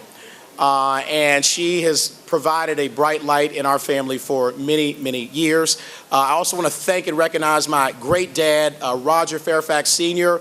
They both prove that even when a family's not intact, it can still be a phenomenal one that raises children that can achieve the American dream. And they have been my heroes. And of course, my mom raises primarily, along with two of the best people I have ever known, my late maternal grandparents. I have talked about them all around the Commonwealth of Virginia because even though they have passed away, I have never lost them, not for a single day. They've been a part of my life. My grandfather was a Howard University graduate. He was a World War II veteran, fought in the Red Ball Express in the European theater. And when he came back from the war, he worked at the United States Postal Service for over 45 years and walked to work every single day. My grandmother, an amazing woman, now Cynthia Butler, she also was a Howard University graduate. She was a nurse at Freedman's Hospital for over 40 years. And when my mom came knocking on their door with her 4 children saying she needed a place to start over, they did something amazing, and they took all 5 of us into their home. That single act of love and generosity and courage changed the entire trajectory of our lives. My mom, with the help of so many people, was able to put all 4 of her children through college and 2 of us through law school. God is good, and He will always make a way, and I'm so grateful for what people have done for us in our lives. And what I like to say is that to make that story possible, that very improbable story, people gave us something that I like to call spiritual wealth. We didn't have a lot of money, but we had faith, we had hope, we had optimism, we got a high-quality education. We had people who loved us and said, no matter how dark today may seem, tomorrow can be brighter. And you have to believe that every single day of your life. But they also taught us this, and this is why we're Democrats, that you have to lift other people as you climb. Life is not just about your success. You have to fight and make sure that that story is possible for everyone. And that is what we believe as Democrats, is who we are. And so this night belongs to every single one of you. This night belongs to the children watching who people have told that things are impossible in their lives. The answer tonight is that nothing is impossible in your lives. We're going to fight for a high-quality education. We're going to fight to make sure we get affordable health care for 400,000 more Virginians by expanding Medicaid here in the Commonwealth. We're going to make sure that college is more affordable, that people can go to community college and apprenticeship programs to take the middle skill jobs of the future. We're going to pay teachers what they're worth and make sure that our public education system is fully supported. And we are going to reform the broken criminal justice system. We are going to dismantle piece by piece the school to prison pipeline. I promise you that is what we're going to do together. And so I, again, want to thank you all for the faith that you have entrusted in us, for the love of the Commonwealth and of this country, and for providing an answer to those who thought we had to go down a dark political road. We can always rise to the better angels of our nature. We can always go to a brighter place in our politics. And tonight, we are sending a message to the world that Virginia will be the match that sparks the wildfire of progressive change all across this country and all across this world. So I want to, in conclusion, I want to thank you all. I know that I stand here on the shoulders of giants. Giants like Linwood Holton, our great governor, who broke the back of segregation here in the Commonwealth of Virginia and made a better life possible for everyone, no matter the color of their skin. I also stand on the shoulders of a great man L. Douglas Wilder, who was elected Lieutenant Governor of Virginia in 1985 and Governor in 1989, and I thank him for his leadership. And I stand with every single one of you. We are changing the course of history in this Commonwealth and in this country. We love you all.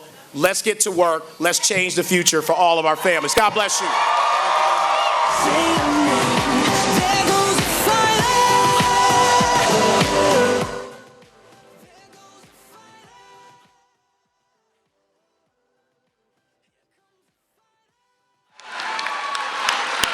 We will prove and demonstrate that innovative and progressive thinking and responsible policy making go hand in hand.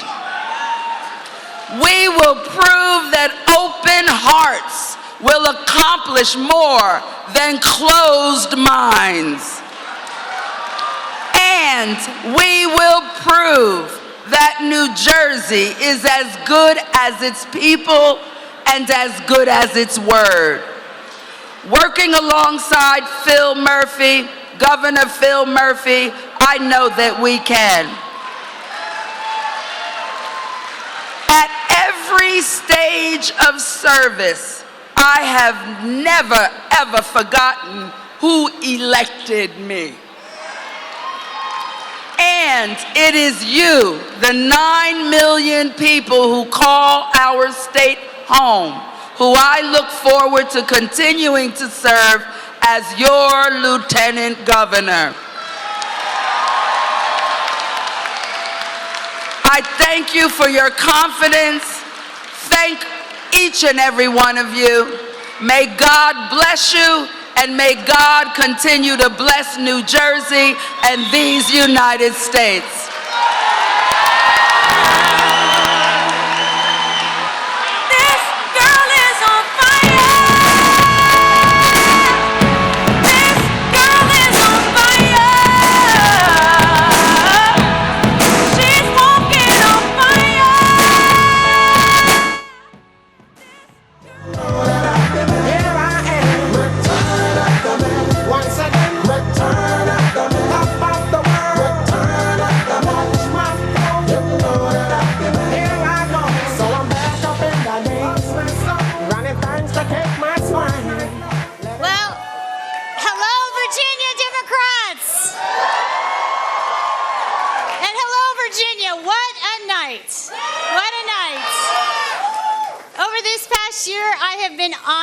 To travel with our amazing statewide ticket of our next governor, Ralph Northam, and our Lieutenant Governor, Justin Fairfax, and our Attorney General, Mark Herring,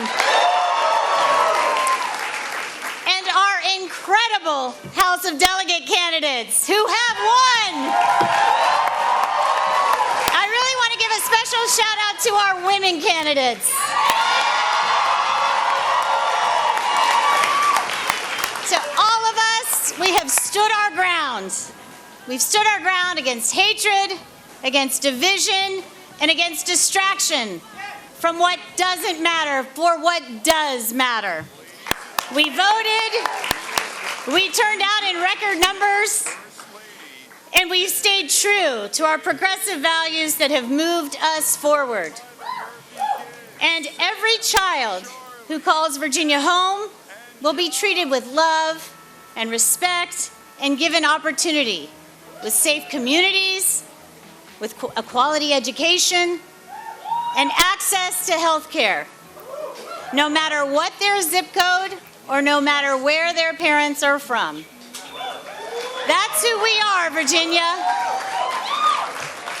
Virginians made a clear choice of what we see in Washington, between what we see in Washington and what we've seen in Virginia over the last 4 years. I'm so very, very proud of my husband, our governor, and the work that we've all done together. Thank you for an amazing night, and I'm looking forward to the next 4 years. Right now, I want to introduce a man who's very special to me and who has led all of us together We've created over 200,000 more jobs, restored the voting rights of 168,000 Virginians.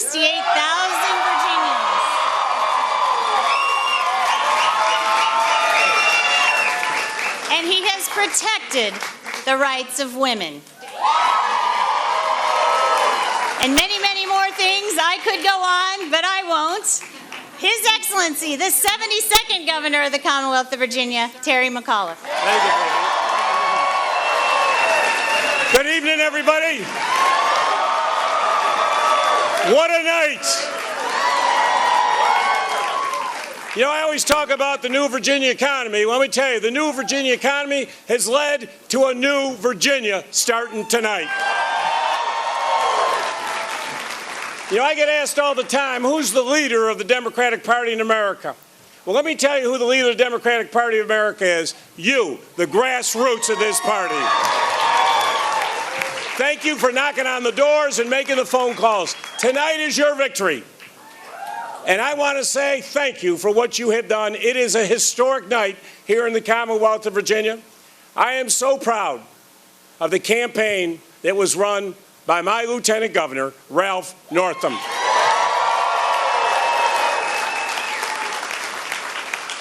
But what I'm even more proud of is the accomplishments that he and I have had over the last 4 years.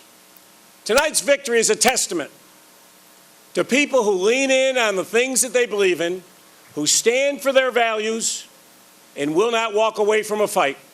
I stood here 4 years ago and promised you that Ralph and I would focus on building that new Virginia economy. And that's exactly what we did.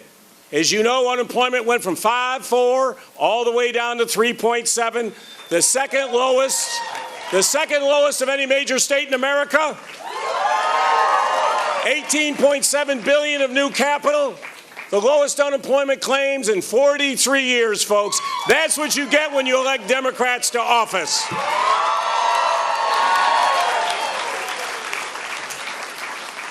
We promised you we'd reform education. Our teachers had gone years without a pay raise. And I'm proud under Ralph and I that we were able to give teachers 2 pay raises in 4 years. And for all you parents, there were way too many tests. We got rid of 5 SOLs as promised.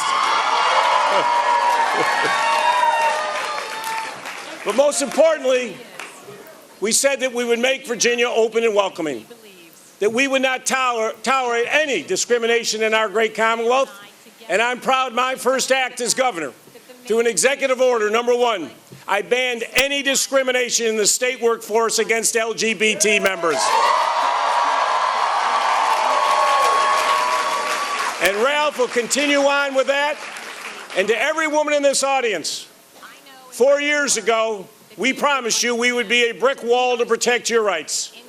As you know, they had passed the horrible trap laws. Well, we replaced that Board of Health, folks, and put a new group in. And guess what? Not one of our women's health clinics closed when Ralph and I were in office. And you know what else happened? Not only did it close, what happened last Monday? We opened a new women's health clinic in Virginia Beach. That's what you get, folks. And I want to thank all of you. But our whole effort has been to make Virginia open and welcoming. You cannot grow an economy if you discriminate against anyone. And even though there are attempts on the other side, they're cynical attempts to try and hurt those people who are getting a second chance at life, I am proud to stand here as the governor who's restored more rights than any governor in the history of America.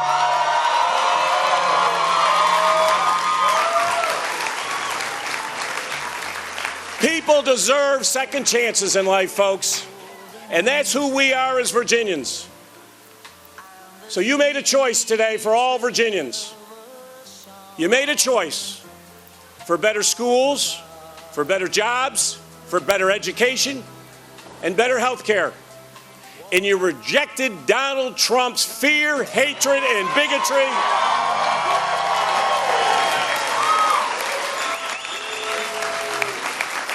So our message goes from Virginia, we will not tolerate that. We're not going to tolerate it here, and we're not going to tolerate it anywhere in this great country. Tonight is a wake-up call in this country. No more will we stand back. We are going to stand up, and we are going to fight for every single person in this country, no matter whom you love, no matter the color of your skin. And this has been a partnership. Ralph and I both married up. There's no question about it. And I want to introduce to you someone very special. The next First Lady of the Commonwealth of Virginia, Pam Northam.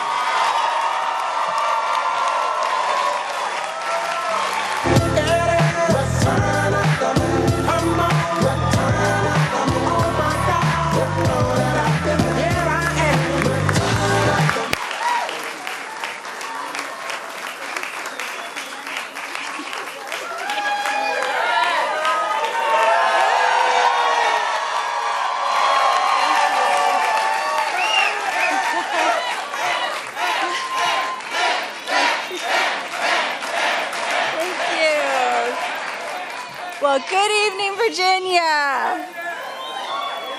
My goodness, thank you all so much for being here tonight with us.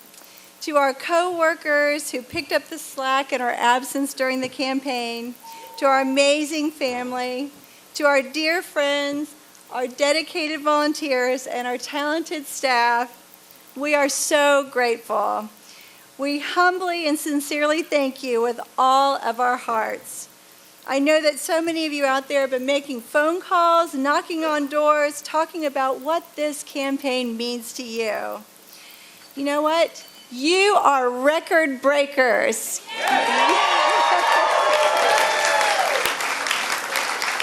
You guys are game changers.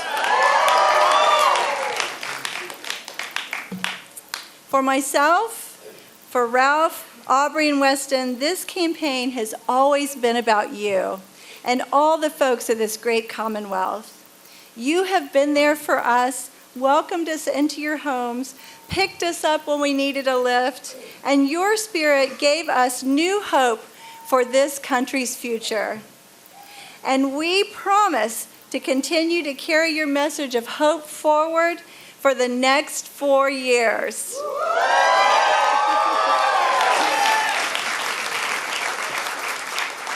We have been so inspired to see how we as Democrats and as Virginians have come together to work hard to continue this administration's work for a positive, progressive future for all Virginians.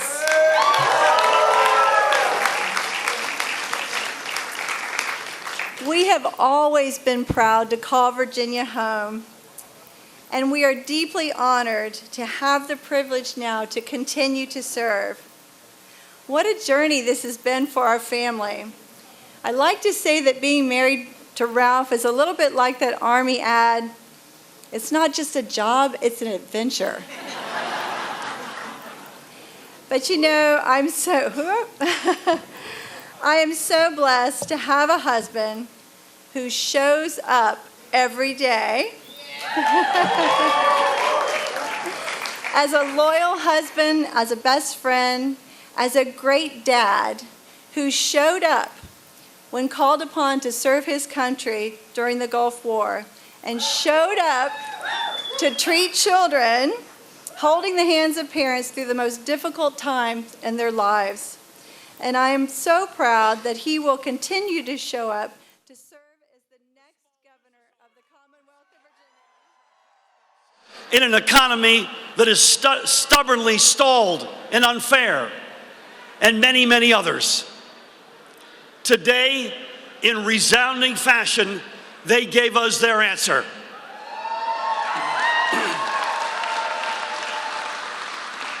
A few moments ago, I received a very gracious phone call from Lieutenant Governor Guadagno congratulating us on our victory. All right, everyone. It looks like both Murphy and Northam are speaking at the same time. We're going to take Northam in full out of Virginia because that was the closer race.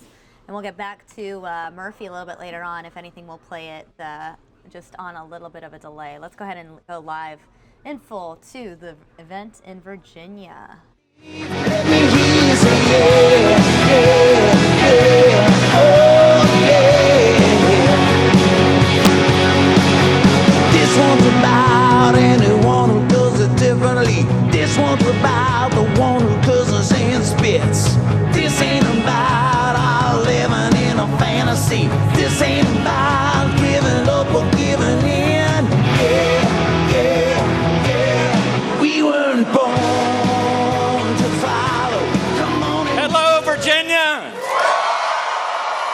What a day in the Commonwealth of Virginia.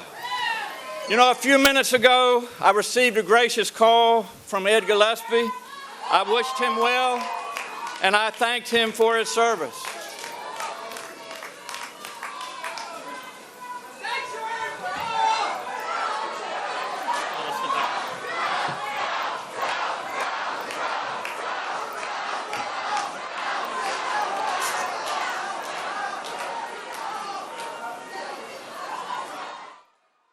It's unclear what just happened and why Northam had to leave the stage.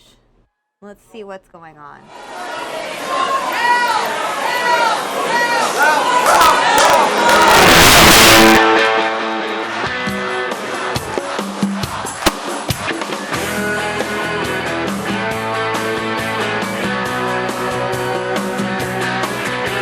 Sun coming up over New York City. School bus driver in a traffic jam. We are back by popular demand. Virginia, we have witnessed yet another Democratic sweep today. I want to congratulate my friend, Attorney General Mark Herring, on his great reelection, and thank you for reelecting Mark Herring. I also want to thank our friend, the next Lieutenant Governor of the Commonwealth of Virginia, Justin Fairfax. What a great team we have here in Virginia. You know, it was said that the eyes of the nation are now on the Commonwealth. Today, Virginians have answered and have spoken. Virginia has told us to end the divisiveness, that we will not condone hatred and bigotry, and to end the politics that have torn this country apart. I want to let you know that in Virginia, it's going to take a doctor to heal our differences, to bring unity to our people. And I'm here to let you know that the doctor is in.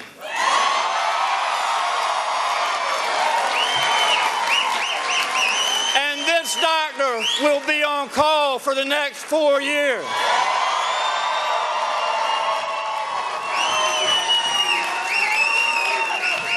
We need to close the wounds that divide and bring unity to Virginia. Whether you voted for me or not, we are all Virginians. And I hope to earn your confidence and support as we move forward. The Virginia way is to work together to get results. I have taken care of a lot of sick children over the years and their families, and nobody has ever asked me whether I'm a Republican or Democrat, nor have I asked them. When someone's life is at stake, they don't care whether you're a Democrat or a Republican. They just want someone to help. That's the way that our administration will govern our Commonwealth. We will put the people of Virginia before politics, before party, and before ideology. And I want to thank so much to Virginia for putting your trust in me. We put a lot of miles on the Sequoia. My man Seth and me. We drove all over this Commonwealth. We listened to a lot of 80s music. And sometime we bumped it up to the 90s. You know, as we've traveled across Virginia, I have seen an outpouring of support. I saw the outpouring of people looking to get involved. To those of you that knocked on doors, who made phone calls, and talked to their neighbors about the principles and values that are so important to us as Virginians, I say thank you so much. And for those of you who supported our campaign financially, the people who scraped $5, $10, $20, Your contributions sent a message that will be heard around the country and the globe. I am so proud of my team, led by Brad Comar and Gabrielle Greenfield. I have never been around a team that was more professional, that was more talented, more hardworking. And so, to our team, the ones that got us to where we are today, please join me in giving them a big round of applause.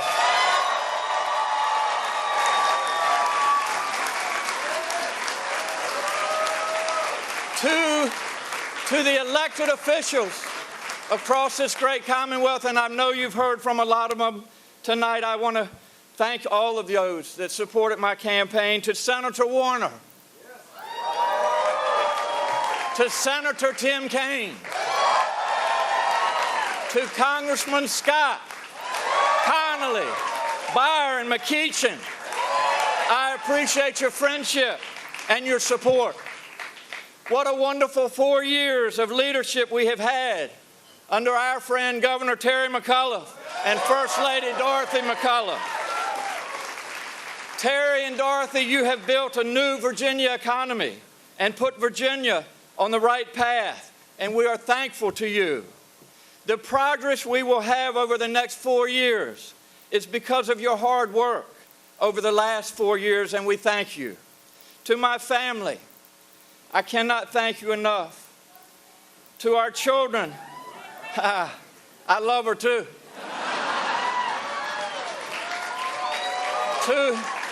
To our children, Wes and Aubrey, we are so proud of you. And to my wife, Pam, who is the love of my life. Pam Northam. I had to go all the way to Texas to find her, but I'm glad I did. But I want to tell you that Pam Northam is going to be a wonderful First Lady for the Commonwealth of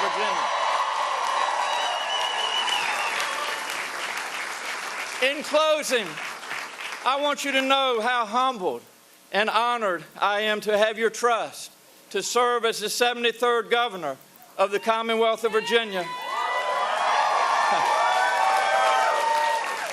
Having grown up on a small farm on Virginia's Eastern Shore,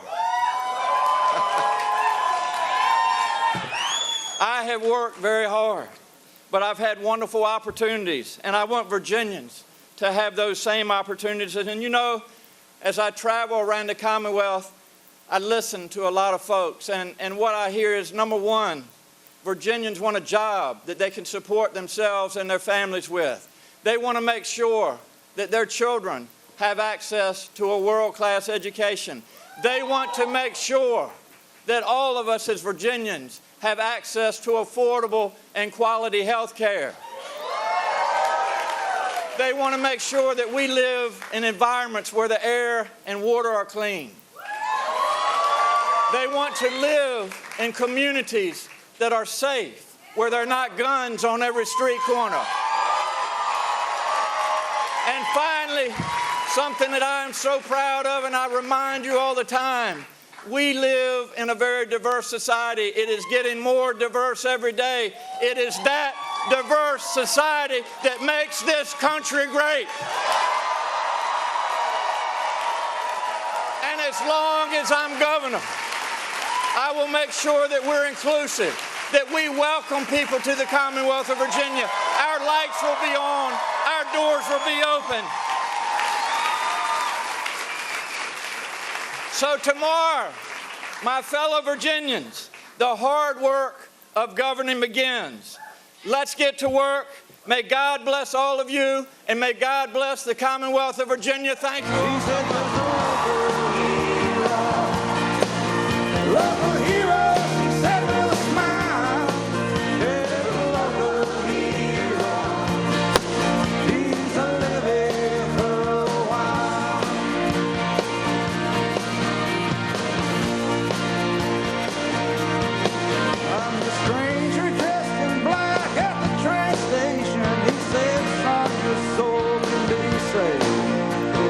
Beautiful women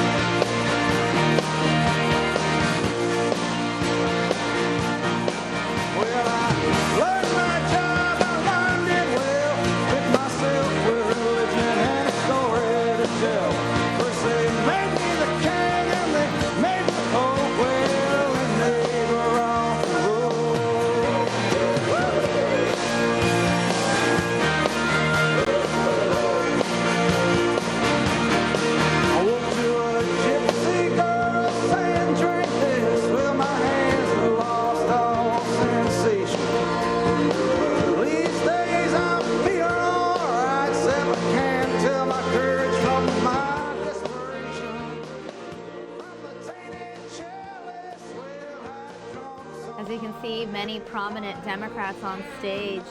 Many prominent Democrats on stage for this victory party for Ralph Northam. There is the current Virginia governor, Terry McAuliffe, dancing there on stage as his lieutenant governor won the Virginia governor race there. We also saw Tom Perez there on stage. And earlier in the evening, we didn't stream it. I might stream it a little bit later on, but Senator Tim Kaine from Virginia also spoke at this victory party. So again, this is the victory party for Democrat Ralph Northam. A Democrat also won in the New Jersey governor race. Phil Murphy. Murphy was leading in the polls and did defeat the New Jersey Lieutenant Governor, Guadagno. I can go ahead and give you guys a live look at the Murphy party. The balloons have dropped. They are celebrating. I'm sure you'd like to hear Murphy's speech. I'm going to play that for you next. You can listen to Murphy's victory speech here on News Now in just a moment. Murphy is waving to the crowd, celebrating the big win in New Jersey.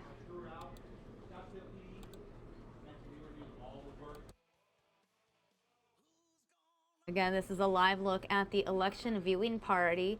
Murphy just wrapped up his speech. We were listening to the speech in Virginia by Ralph Northam, who won the governor race there. So we weren't able to show you the New Jersey governor-elect speech live. What we're going to do now is show you that speech on a slight delay. No big deal. Let's go ahead and listen to what the governor-elect in New Jersey had to say just moments ago.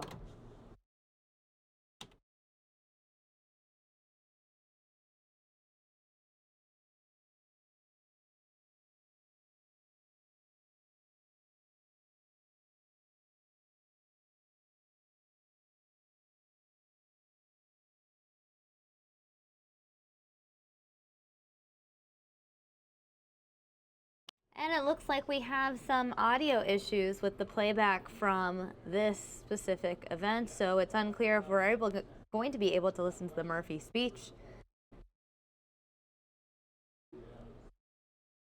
So in the meantime, I'm just going to take you back to the live feed.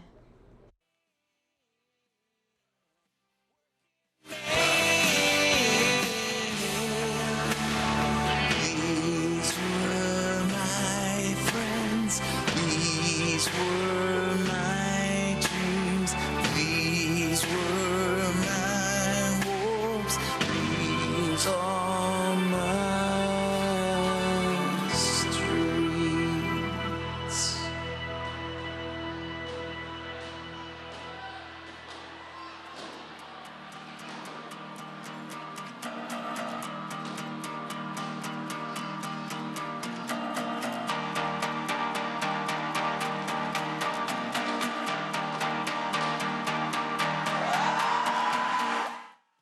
All right, everyone, I was able to cue up that Murphy speech. So we are going to listen to Phil Murphy's victory speech in New Jersey. In case you guys missed it, Phil Murphy's victory speech that just wrapped up moments ago.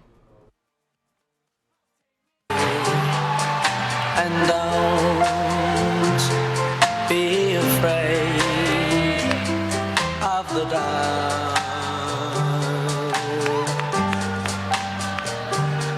At the end of a storm, there's a golden sky and the sweet silver sound of love.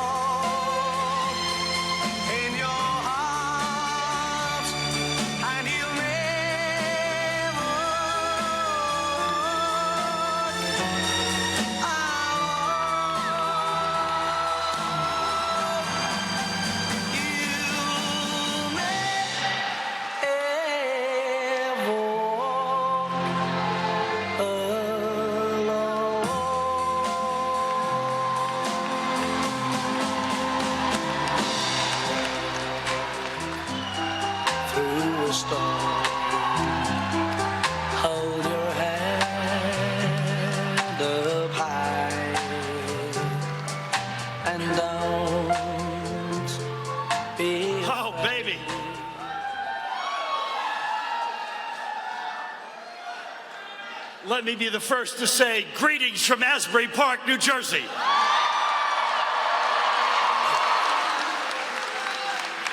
Up and down this state, from the shore to the Delaware River, from the Pine Barrens to the Skylands, in cities and suburbs, I have campaigned on one very clear pledge.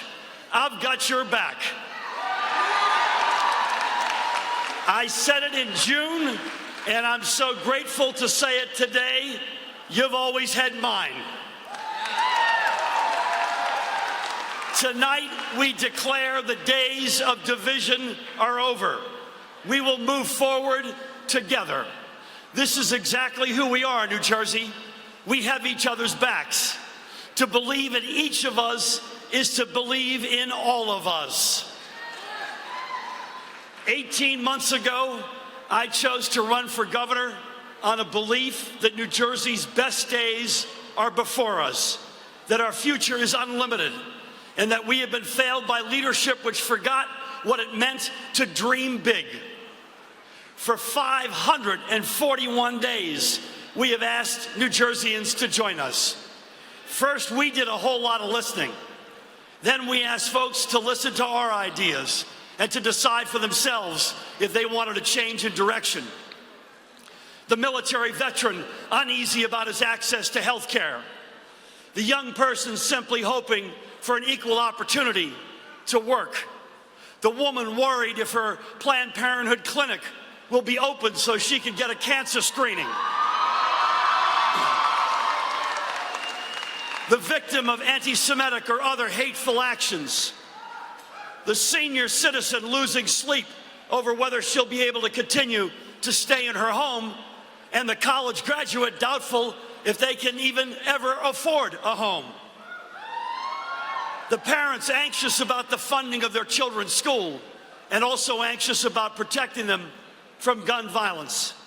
The small business owner concerned about her long-term prospects in an economy that is stubbornly stalled and unfair, and many, many others. Today, in resounding fashion, they gave us their answer.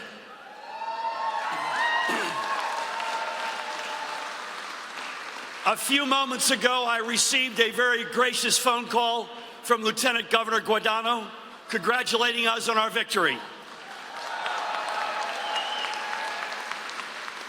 We have known Kim for many years, and we know her as a committed public servant.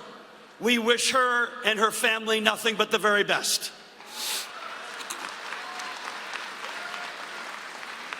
I am extremely humbled, yet grateful and proud to accept the responsibility you have given to me to serve as the next governor of the great state of New Jersey.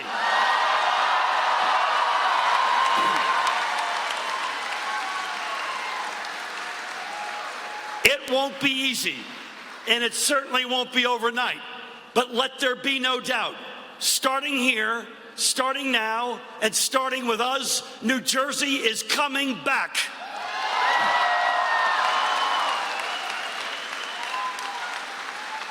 Over the next 70 days, we will pull together an administration that looks like our state in all its great diversity, experience, and intelligence.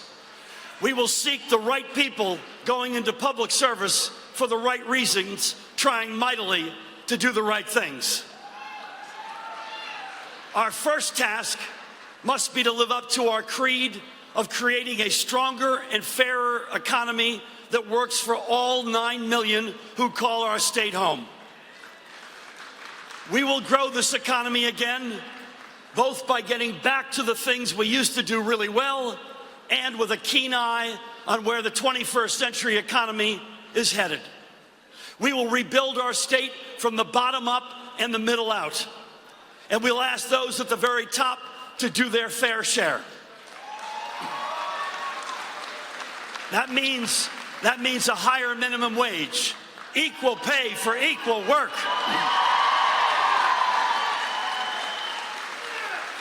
Tax fairness, and the real property tax relief that our middle class and seniors so desperately need.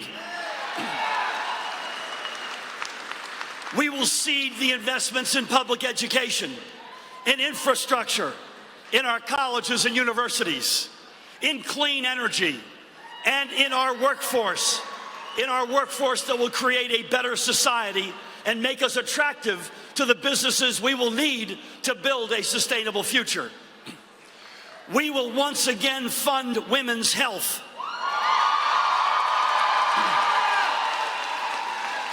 We will make our communities safer with sensible gun safety laws. And more fair with comprehensive criminal justice reform. And we will end immediately the demonizing of organized labor.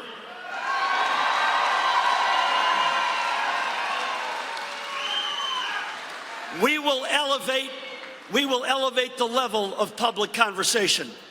We will not stand unmoved with pursed lips and crossed arms, but rather move forward with open minds and open arms. We will reach across the aisle to stand on common ground. After all, we will go much further working together than we ever could by pushing each other away.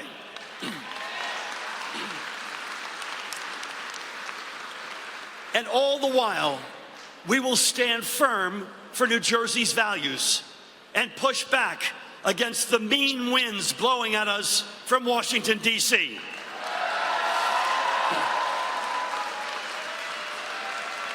This is one of the first major elections since Donald Trump was elected. Tonight, New Jersey sent an unmistakable message to the entire nation. We are better than this.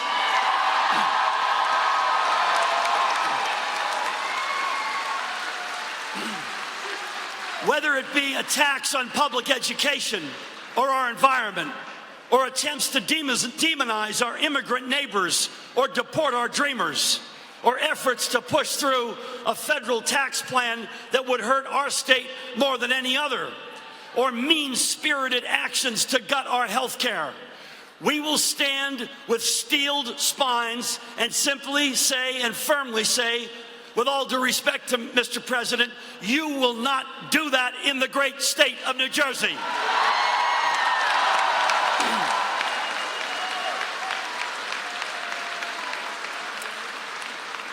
It's this simple. It's this simple. With Donald Trump in the White House, Jeff Sessions as Attorney General, polluters running the EPA, zealots heading the Department of Education, and Steve Bannon holding Republicans in Congress hostage, governors will have never mattered more. Now, if we can find common ground with the president and congressional leadership on vital needs like federal funding for infrastructure, we will do our part to forge solutions that benefit New Jersey. But we will not be silent in the face of an all-out assault on American values and on our Constitution.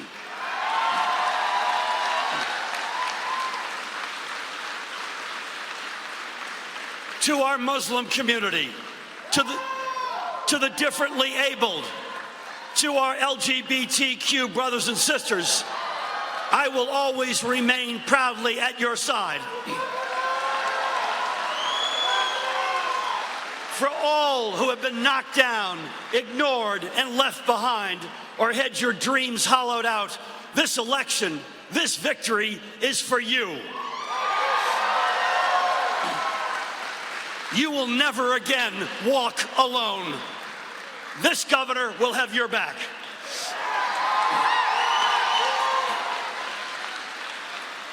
There are so many people whose work made today possible, and I cannot begin to thank them all. To our Lieutenant Governor-elect Sheila Oliver, man, I could not have chosen a better partner for this campaign. Your years of service and your commitment to our shared values are an inspiration. I am so honored to have you by my side as we take on the challenges ahead. thank you for being my teammate.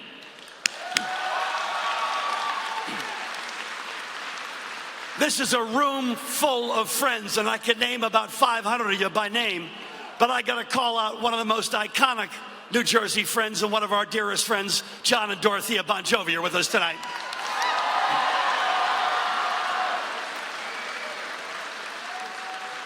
I have to honor my late mom and dad, who instilled in me early in life the qualities of hard work and service that have always been my North Star and which will guide me and us in the coming years. Earlier this year, we lost Tammy's mom, but her sister's here tonight, and her dad, Ed, is watching now from Virginia, and he is darn happy that Ralph Northam is the governor-elect of the Commonwealth of Virginia.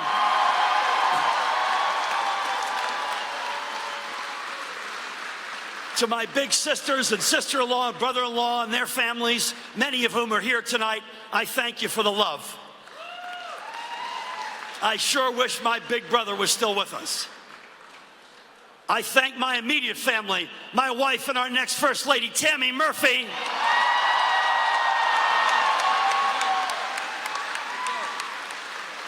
And 4 rock stars who have been incredible all along the way: Josh, Emma, Charlie, and Sam Murphy.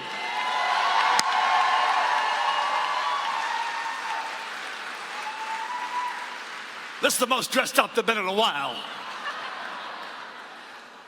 I appreciate your love and support, guys, so much.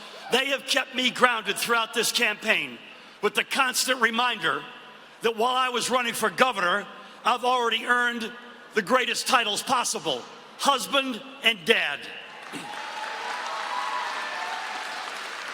I thank our entire campaign team led by Brendan Gill. They are as good as it gets. When we began this endeavor, no one literally knew us, and even fewer gave us a chance. But together we have achieved so much. We could not have asked for a better, smarter, harder working team. To the thousands of volunteers out there who knocked on doors, made phone calls, registered voters, and helped spread our message, we could not have done this without your energy and enthusiasm. From our friends in organized labor, to the high school and college students, from progressive organizations to the thousands who only recently found their political voices after the disappointment last November, from leaders in our faith communities to those who looked to us to find their faith again. Thank you, each and every one. And to the people of New Jersey, those who we met along the trail and those whose names we do not yet know, I thank you, we thank you from the bottom of our hearts.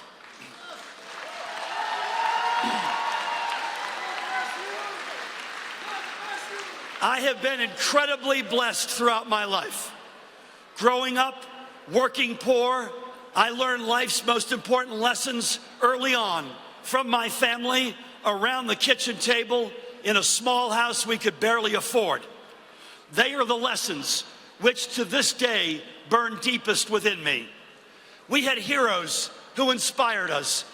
We felt we knew them personally because they understood in their words and actions our hopes and fears and dreams. Heroes like John Kennedy, Martin Luther King Jr., Cesar Chavez, Barbara Jordan, and many others. Many of today's heroes campaigned for us and came to New Jersey on our behalf. Joe Biden, Gabby Giffords, and Barack Obama, and many more. They rekindled those life lessons of long ago. They stirred us to action, and they reminded us of our responsibility to pick up those who have fallen and to care not about our next elections, but about the next generations to come.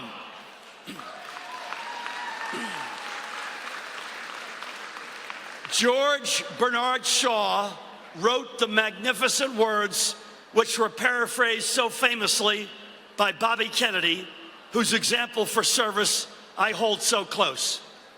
Some people see things as they are and say, why? I dream things that never were and say, why not? Let's make New Jersey once again the place where people come to dream big. And together, let's make those dreams come true. Thank you all so very much. God bless you. May God bless the great state of New Jersey. May God bless the United States of America, and it's only fitting. Let's hear some Bon Jovi. God bless y'all.